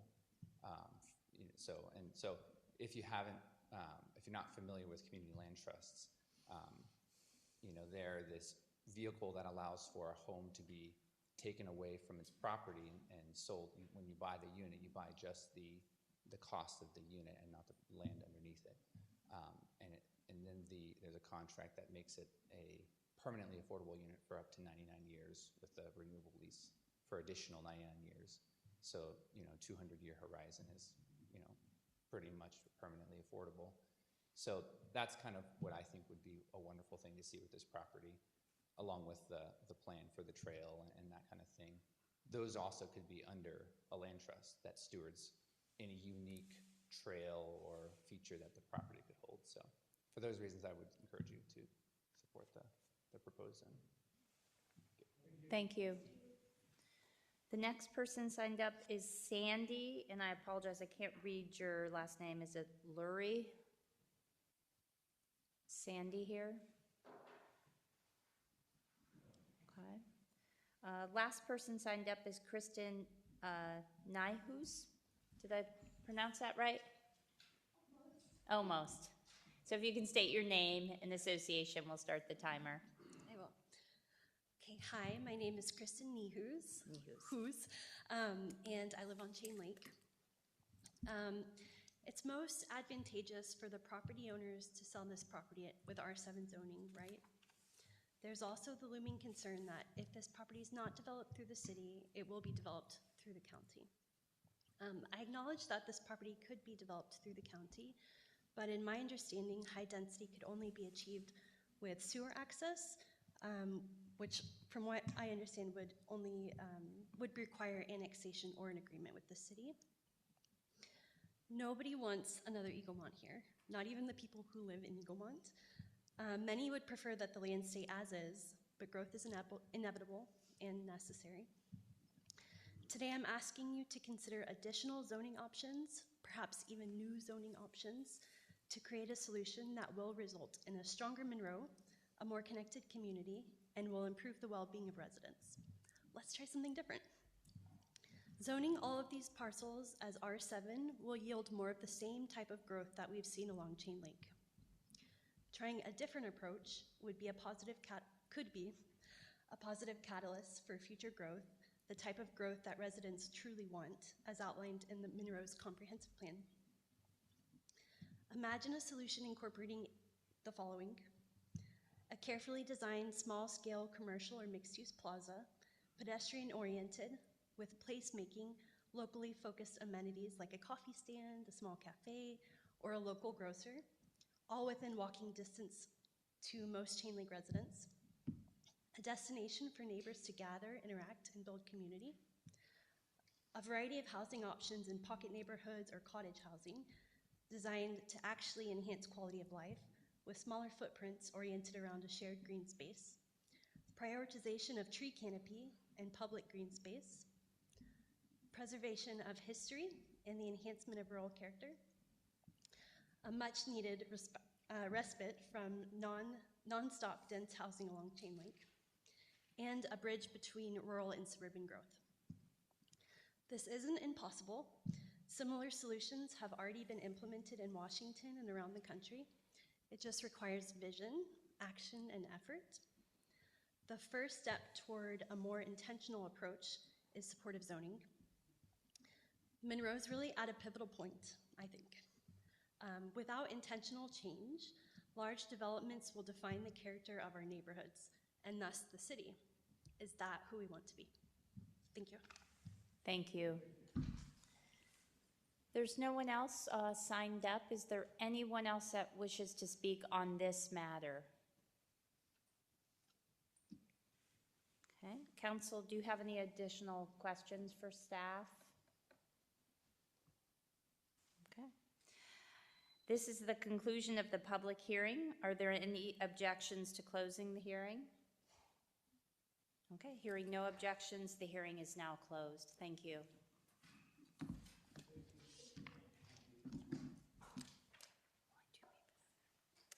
The next item of business is the consent agenda. Is there a motion? Councilmember Hanford. I move to approve the consent agenda as listed. Is there a second? Okay. A motion has been made by Councilmember Hanford and seconded by Councilmember Beaumont to approve the consent agenda. All those in favor say aye. Aye. All those opposed say no. Motion passes 6-0. Thank you. The next item on the agenda is item 8.1, introduction of the permanent housing ordinance with Anita Marrero.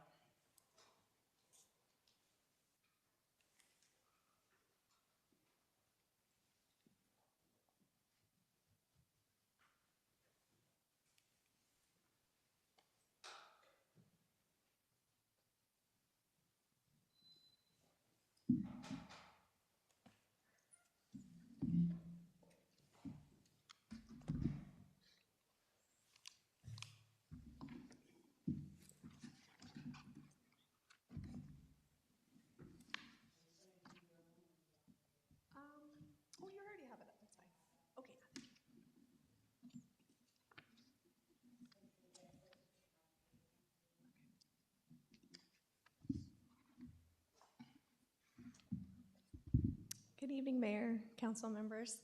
I'm here tonight to present the housing ordinance for STEP housing and co-living housing. Cities are required to allow STEP housing in certain zones per House Bill 1220. STEP housing refers to emergency shelter and transitional emergency and permanent supportive housing. House Bill 1998 requires cities and counties planning under the Growth Management Act to adopt development regulations allowing co-living housing as a permitted use on any lot located within an urban growth area that allows at least 6 multifamily residential units, including on a lot zoned for mixed-use development.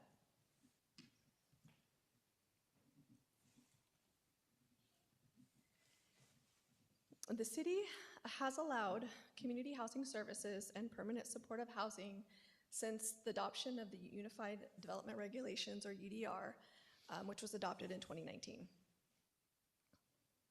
Community housing services are currently allowed in the following zones. Permitted outright in downtown commercial residential neighborhood, downtown commercial historic Main, downtown commercial east downtown, light industrial, institutional, limited open space and parks. A conditional use permit is required in R15, R25, mixed use neighborhood, mixed use general, tourist commercial, general commercial, North Kelsey, Tierney Place overlay, and industrial transition. Permanent supportive housing is currently allowed in the following zones. Outright permitted in R7, R15, R25, mixed use general, downtown commercial historic Main, downtown commercial east downtown, general commercial industrial transition, and limited open space. A conditional use permit is required in mixed use neighborhood, downtown commercial residential neighborhood, tourist commercial, North Kelsey, Tierney Place overlay, and institutional. Included in your agenda packet is a STEP FAQ, and that it's was prepared by Commerce. I did just pull out some notable FAQs, and I'll just go through those with you quickly. So STEP is critical in helping individuals and families experiencing homelessness meet their basic needs while they wait for affordable permanent housing to become available. STEP is not group homes, adult family homes, Oxford houses, or sober living facilities, behavioral health facilities, and assisted living facilities. But these are important housing and facility types, but they are regulated differently. STEP is provided through a variety of building, facility, and shelter forms, including but not limited to single-site congregate living, hotel-motel units, apartments, tiny homes on wheels, tiny shelters, park model homes, tent encampments, safe parking, and single-family homes and crisis shelters. Developing and operating STEP usually requires financial assistance from the public sector, financial institutions, private investors, and our nonprofit organizations. Often, a combination of these funding sources are required, and then they all have their own unique requirements.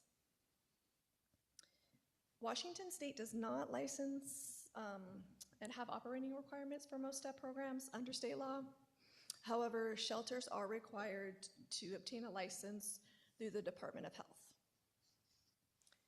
STEP and affordable housing in general are often subject to barriers such as a complicated funding process that requires many different funding sources with differing requirements, unclear development regulations, and regulations inconsistent with state and federal laws. Requirements for STEP differ for those, or requirements for STEP that differ from other housing developments, and development regulations that include spacing requirements.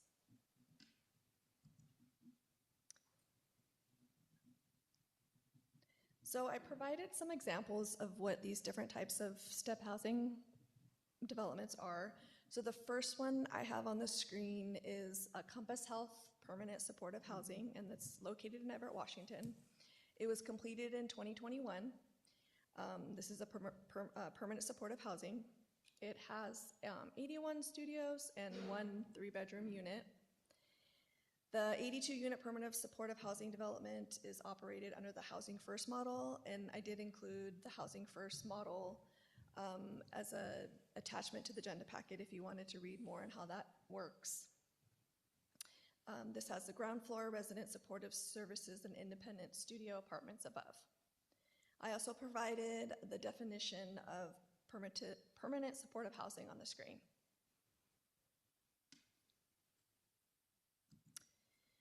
The next example is emergency shelter, and so this is one that we do have in town. It is run by Volunteers of America, I believe, and it's at the Monroe Seventh-day Adventist Church on Chain Lake Road. There are some requirements as far as the doors open at 8 p.m., intake is required and available from 8 to 9:30 p.m. No guests are allowed after 10 p.m., and the shelters close at 8 a.m. the following morning. And then I also provided a definition of emergency shelter.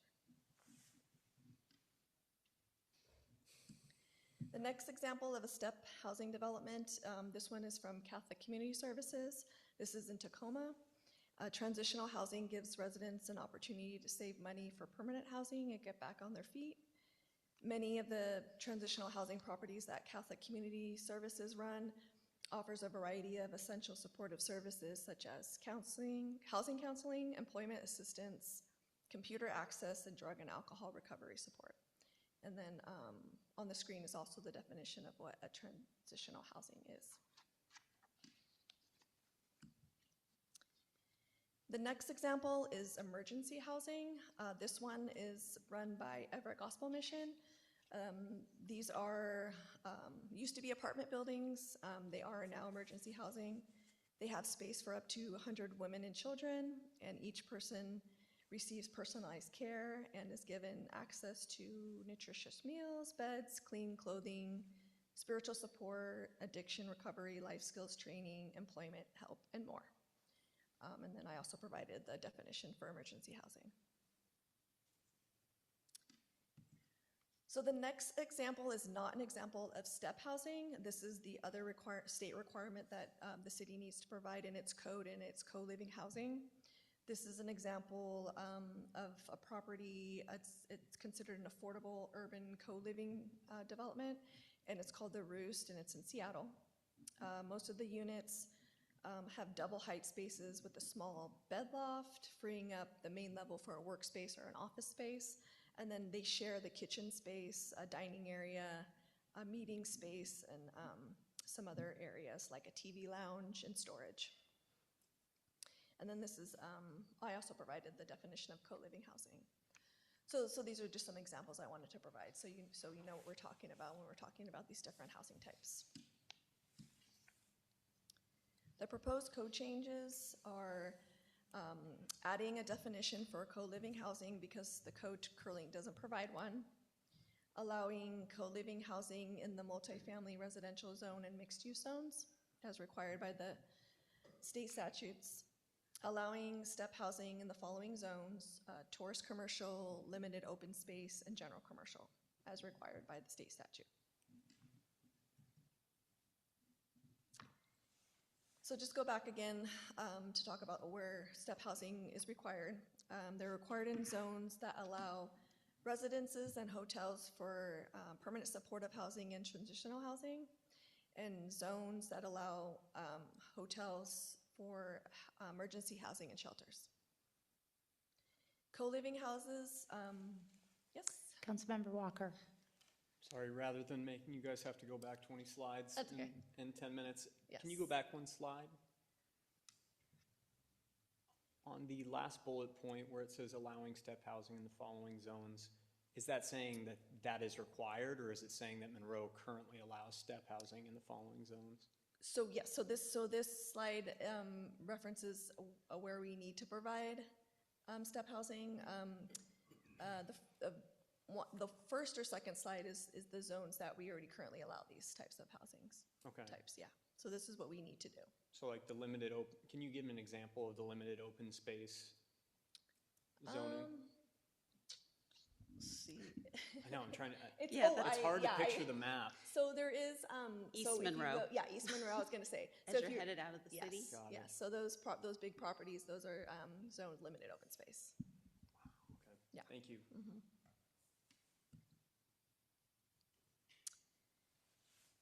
Okay, so co-living housing, zones that allow at least 6 multifamily residential units, including on a lot zoned for mixed-use development.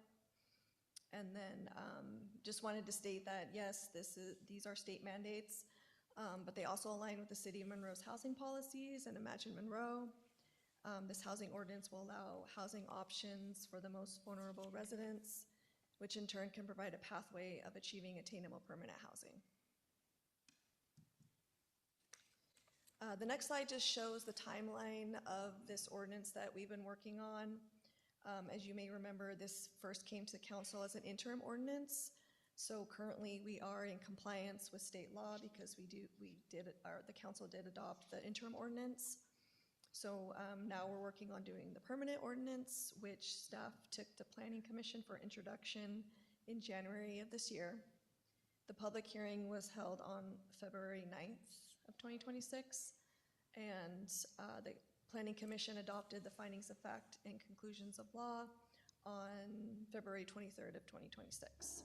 And they're recommending that the Monroe City Council approve the proposed code amendments. Just wanted to provide you with an update. House Bill 2266 was recently passed by the legislature, and there is a document in your agenda packet that goes through those changes and updates. So we just provided you with a summary on the slide to show what the difference is. So basically, from House Bill 1220, the language was shall not prohibit. Now the new House Bill states that you must allow. The new House Bill made additional changes to where step housing must be allowed and where it is now prohibited. Regulations for step housing cannot be more restrictive than those for other housing types permitted in the same zone. It allows jurisdictions to require the sponsor or managing agency for indoor emergency shelters and emergency housing provide some written documentation regarding the facility and its policies and procedures, including emissions, handling complaints, and staffing. It establishes some siting criteria around other step housing facilities and schools. And then it ties step housing requirements to projected emergency housing needs of the jurisdiction as adopted by the comp plan. So per the City of Monroe's updated comprehensive plan, the City of Monroe has approximately 68 units of emergency housing and needs an additional 137 units by 2044. The legislature revised the deadline for step housing to... We have a question, thank you. Councilmember Walker. Okay, almost done. For March 27, 2028, 2 years after adoption. And so this all relates to step housing. So the co-living housing, which is House Bill 1998, this did not change anything. This is still due 12/31/2025, which I stated before we're in compliance with because of the interim ordinance. And questions? Councilmember Walker. Thank you. The second bullet point, legislature revised the deadline for step housing to 3/27/28. Does that mean that the law saying that we must allow, for instance, step housing in limited open spaces like East Monroe, does that mean we wouldn't have to have that law in place or that change until March 27, 2028? I think I'll refer to Kate on this one, but yes. Kate Turlow, Planning Manager for the City of Monroe. We actually have a meeting set up with our attorneys tomorrow to go over the changes between 1220 and 2266. However, the bill is included in your packet and it did strike out the existing deadline for 1220. So the way I'm reading that is you have a 2-year reprieve. The requirements have not changed. With some major exceptions, which Anita has highlighted here, you can have some distance requirements between the same type of transitional housing. You can require some policies that the managing facility could have. You could actually write that into your code. The city of Monroe already has that in the temporary encampment regulations. So we do have some examples if you're interested in that. So my read of it is we have a 2-year reprieve, but the work is still being requested. Okay, so the 2-year, it means that the change in language to must allow, that adopting an ordinance or a change that must allow step housing in limited open space, for example, we would not, as a council, need to make a change like that until theoretically March 2028? Yeah, I do want to clarify though, and I don't know if you caught it in Anita's presentation, but there are some things that you all have already adopted. Right. For example, all of the permanent supportive housing, you actually adopted that in January of 2025. That was part of the code cleanup work that Leanne Barr had worked on. So you don't need to go back and do that. I think another thing that may not have been clear is that we had actually reached out to the Washington Department of Commerce when we were going through our comp plan and said, hey, we're already doing all of these things. And they're the ones that came back and said, well, we appreciate what you're saying. However, this type of required housing is missing in this zone. They're not required all in the same. And one of the exhibits that I would just bring your attention to, I think it's attachment 13, we really tried to articulate like the emergency shelters. That is only required in the zones where you have hotels. That is different than the transitional housing, which we have to allow in both residential zones as well as zones with hotels. So there are some nuances, and if you wanted to get into it a little bit more, we have the time. Okay. I would just say that the options or the things that we did adopt, like co-living, if I understand that was in some of the changes that we've already made, were very, very different than allowing potentially housing first facilities or tent sites in limited open space in Monroe. So that hugely different. I wouldn't, at least myself, I wouldn't want to run on the presumption that because we adopted co-living in the past that we're basically halfway there to this, because this seems like a really big change in terms of what we're willing to allow as a city. Okay, so yes, so just to make a clarification, the co-living housing is a separate requirement, and it's not part of the updated House Bill 2266. So, yeah. But it is baked into the interim regulations that you've already adopted. And so if you want to take time on the step housing, we may be coming back and saying, can you please move the co-housing forward? And that is the one that's required in the multifamily zone only. Yeah, just multifamily and mixed use for co-living. So not limited open space. that one's not allowed in there, no. Okay. Yeah. I would love then if, and I'm sorry for going on, when we move on with the co-living, the interim that you've been working on, which you've done so much work on, thank you for all that explanation you've done in the past. If we could separate these two items very clearly, okay.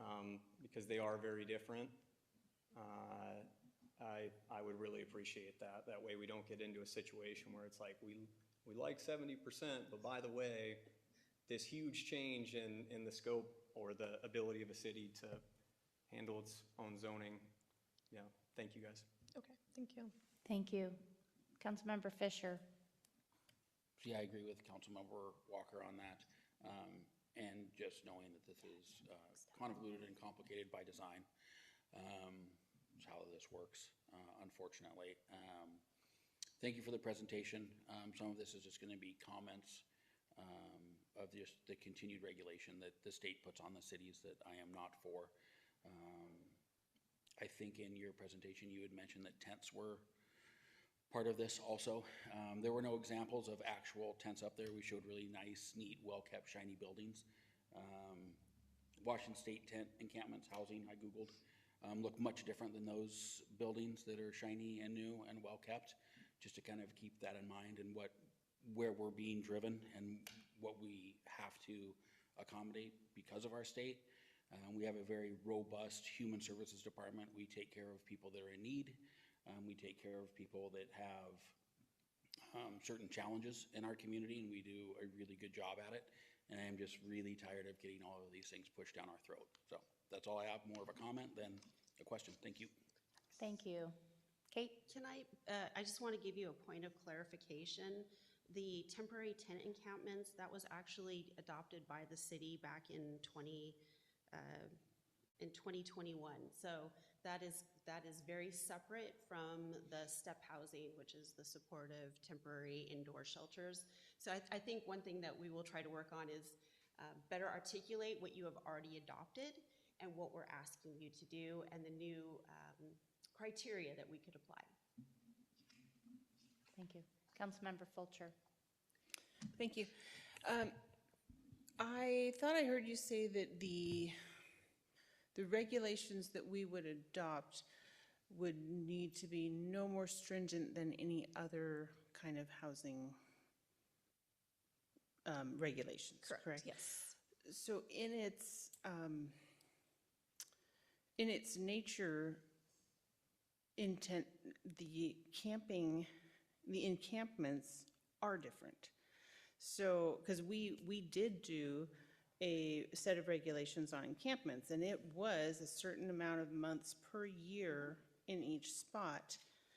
So according to the state's wording that we cannot be more picky on our requirements of one kind of housing versus another, are they then saying that encampments would be a year-long event? If I can clarify.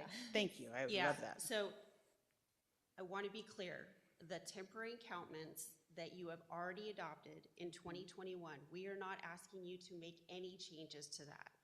The items that we have been bringing to you are the emergency shelters, transitional housing, emergency housing, and permanent supportive housing. Those 4 types are the things that we've been asked to better amend our code. And while we were doing that, the state adopted and the governor signed a new state law that gives you a little bit more flexibility on how you regulate.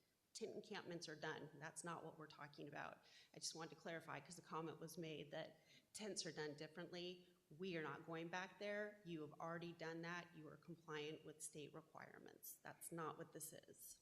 I think our alarms are up because the word encampments was a few screens back was in that one of those lists when we were listing different kinds of explanations of co-housing and all that kind of stuff. Encampments, the word encampments was in there. I like our current encampment policy, so any frustration you hear is not regarding that. Yep, no, understood. Yeah, and I also agree with Councilmember Walker and Councilmember Fisher, and especially that we do need to pull these things out and separate them so we can address them differently. Thank you for your guidance on this difficult situation. Thank you. Councilmember Fisher, you had your flag back up. You're okay? Councilmember Walker was next. Okay, Councilmember Blair. There was one slide where you had shown that we already do allow this in some areas. If we could, we don't have to go back to it now, but that would be helpful, I think, to show these. What I was hearing from this whole thing is there's not a whole lot of changes that's going to happen to us. We already allow this. Nobody's used it yet.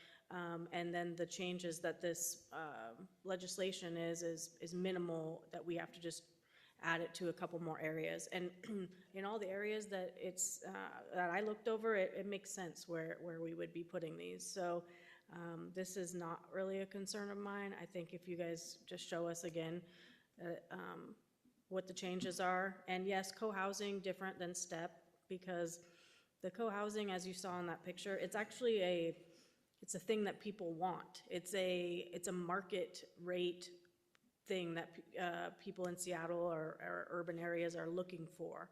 So maybe separating those two out, because the other one is more for non-market rate stuff. So thanks. Okay.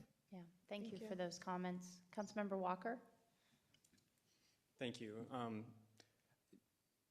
For me, and I was thinking about this after reading the packet before the meeting, and then some of the public comments that were made at the very beginning of the meeting, they demonstrate how the thing that people want to hold their local electeds most accountable for is the land use decisions that are occurring around them. So an item like this, legislation like this, that is yet another imposition on cities' ability to practice one of the few things that they are able to still practice, which is exercising judgment on what their community wants. For zoning, it's very difficult to take this stuff at face value or to extend the benefit of the doubt to it. To simplify things, I will pull the whole tent conversation out. A lot of this legislation still comes from the housing first model, which is a philosophy in itself, and I saw it in the commerce packet that it is basically advocated for. But housing first is a philosophy, a newer philosophy still, that the first thing that needs to happen for someone who has been homeless and experiencing a severe drug addiction is to put them in housing with no requirements on rehabilitation. Put them in housing first, that is the name of it. So for a bill like this that is continuing to chip away at where we can and can't allow that kind of housing to occur, I don't know if this includes proximity to schools. I assume that I would hope that there's exclusions for proximity to parks, because naturally with housing first, there's going to come more incidences of I don't know, the kinds of activities that you might not want around parks or schools or that kind of thing. So this is a very, very important frontline issue, I think, for us as a city. So again, thank you for the diligence that you're practicing and the detail of the presentations that you're making. Thank you. Thank you. So there's no action required tonight, but just from the comments received from council, it sounds like separating out co-living housing, taking that forward, and then stepping back on step housing, and maybe coming back for a study session just to just hash out some of those requirements that we can do. Sounds like it's the direction, I believe. Yeah, and I think Okay. being very clear on what we already have done and maybe what the changes that you're really asking for. Okay. Yes. That's Thank you. helpful. Thank you. Thank you. Yep. Okay, next item on is council member reports. Does anyone want to volunteer to go first? Because sometimes I just choose on people and people are like, okay, council member Fisher. Hey, now I gotta find my notes. So I say yes, and then I'm not prepared, which is horrible. First of all, there's really nobody in here that had come here to speak. Looks like they all left. I wanted to tell them thank you. I was gonna try and do it before everybody left, but the timing was just a little off. So I always appreciate people coming in and making comments and telling us their opinions and all of those things. So thank you to all of those folks that came in. I was in a Left One board meeting a week or so ago, public safety meeting before this meeting. Did the chamber luncheon today. Mayor did a great job of addressing the state of the city. And also to Amy's not here. Looks like Nicholas is still here. Justin left also. So I guess this is to you. Thank you for volunteering for these positions. It's super, super important. So I was on Planning Commission before I was up here, and whether it's a step for you to become an elected, maybe it is, maybe it isn't. I didn't think it was going to be, but just to show my appreciation to you and to the others, how important it is to have these volunteer committee and board members. So I really appreciate in advance, the time that you're going to be putting in to your position. So thank you. Thank you. Councilmember Blair. I have nothing to report this week. Great, thank you. Councilmember Hanford. Thank you, Mayor. Yes, I was in the Left One meeting that we had last week, and just hope everybody had a great Easter. I was very disappointed to have conflicting work meetings with the State of the City address today, otherwise I would have been there. But I've heard some great things about it, so thank you. Thank you. Councilmember Beaumont. Thank you, Mayor. Yes, several of us were at the chamber lunch today, and you did do a wonderful job. Really appreciated all the information that you presented to all the different people that were there. It was very well attended. We have a lot of America 250 events going on. One is coming up next Saturday at the library. It's a celebration of the Monroe Historical Society's 50th anniversary. Our group was created as kind of a way to celebrate the nation's bicentennial in 1976, and a way to collect the artifacts and photographs that were in Monroe at that time. And our very first president was Heather's grandfather, Paul Graydon. So, great-grandpa. And so encourage all of you to please come to that event. It'd be great. And we also just put a trivia event for May 13th at Route 2 Tap Room. And those are always a lot of fun. We had a lot of city representation at our last one. You guys had, I think, 2 teams, which was great. So encourage everyone to show up for that. The topic is American history, Revolutionary War history, and the flag and all those kinds of things. Last but not least, I've had some interaction with electric bicycles and electric scooters around Lake Ty and in the city. And in one incident, I was with a family with 2 young kids and walking around. They had come to visit, and it was really alarming. We had some people really going at dangerous speeds around the path, and it was very disturbing. We felt unsafe, and everyone's looking to me and saying, what is going on? Why are you allowing this? So at some point we really need to talk about what's going on out there. It seems to be increasing, so just wanted to put that out there. Thank you so much. Thank you. Councilmember Fulcher. Thank you, Mayor. Yes, my great-grandparents were part of the people who started the Monroe Historical Society 50 years ago, and somewhere there's a picture of me dressed like Holly Hobby because it was a bicentennial thing. So that will be out for blackmailing me at some point. Okay, few things. State of the City event went really well today. Good job, Mayor. The Community Transit Board meeting on 4/2. I don't have anything especially to announce about that, but I was in attendance again. Tomorrow morning, Monroe Coffee Company is hosting a meet and greet with State Rep Brian Burnett from 10 to 11 to catch us all up on the activities of the latest session. So if you can come, please do. Next and last, the National Public Safety Telecommunications Week is this week. These people are also known as 911 call takers and dispatchers. They are the first responders. They can get anything from screams to swearing to anything when they answer the phone.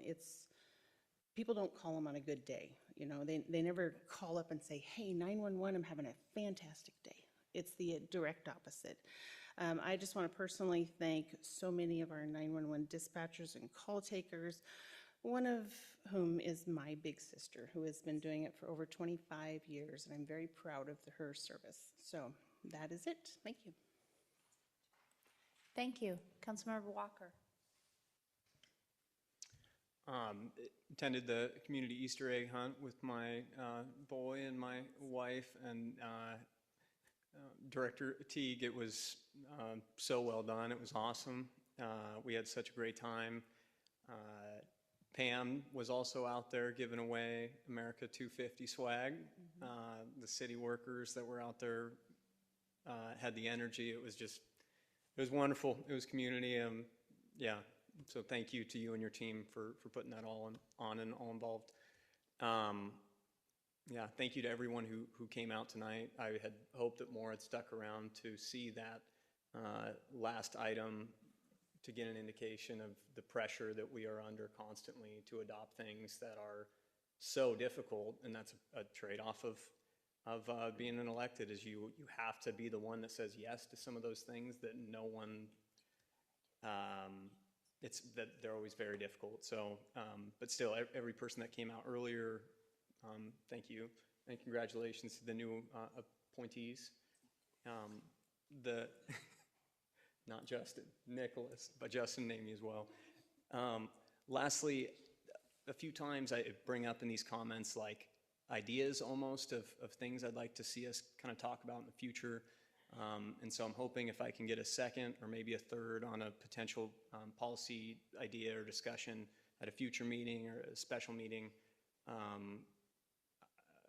At an AWC event that I went to, a council member from Cleellum was explaining an ordinance that they recently put together and passed banning kratom in their city, which is if I understand it correctly, a drug, basically a drug that you can get retail, and it's a huge problem for kids in their city, and I assume it's a problem for kids in every city. So if anyone would be in favor, I'd love to see staff present, thank you, something on potentially adopting an ordinance like that. And I forget the second item that I had, potential ordinance, but maybe I'll email it, and I should probably... We'll come back to you. Yeah, I've talked enough. Thank you, guys. Appreciate it. On Thursday, the Monroe Community Coalition is having a meeting where they are going to have someone, I believe from Spokane, talking about, they had enacted an ordinance. So I will be at that meeting if other council members are going to be there. So that's going to be good information. At the school district, I believe. Thursday. Okay. Also, I wish I had made it to the State of the City address today. I could not find childcare, but I'm sure you did wonderful. So. Yeah, thank you for that. Thank you. There are no oral reports tonight. The reports from the Park Department is in your packet, so please take a look at that. We are going to skip the extended agenda for tonight. There is a need for an executive session this evening. The City Council will convene an executive session for the purpose of discussing litigation pursuant to... She doesn't want to. No, yeah. Pursuant to... She's been on vacation. She has nothing to report except she had a great time. She had a great time. Let me see, where was I? The City Council will convene an executive session for the purpose of discussing litigation pursuant to RCW 42.30.110, subset I, subset 1, subset I. The executive session is scheduled for 10 minutes. The regular meeting will reconvene after the executive session ends at 9:22. The city clerk will announce any extensions, if any. There may be action taken after the meeting is reconvened, if only to adjourn the meeting. Okay, 9:22. The executive session has been extended 5 minutes to 9:27.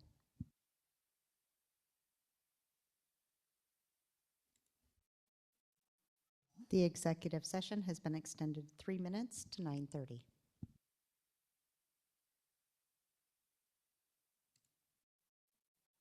The executive session has been extended 3 minutes to 9:33.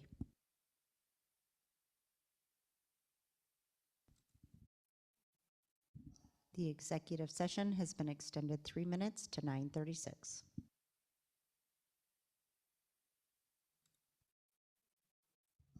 The executive session has been extended an additional 3 minutes to 9:39.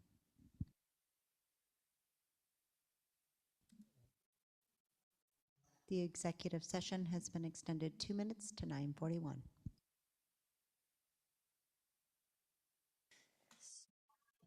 Thank you.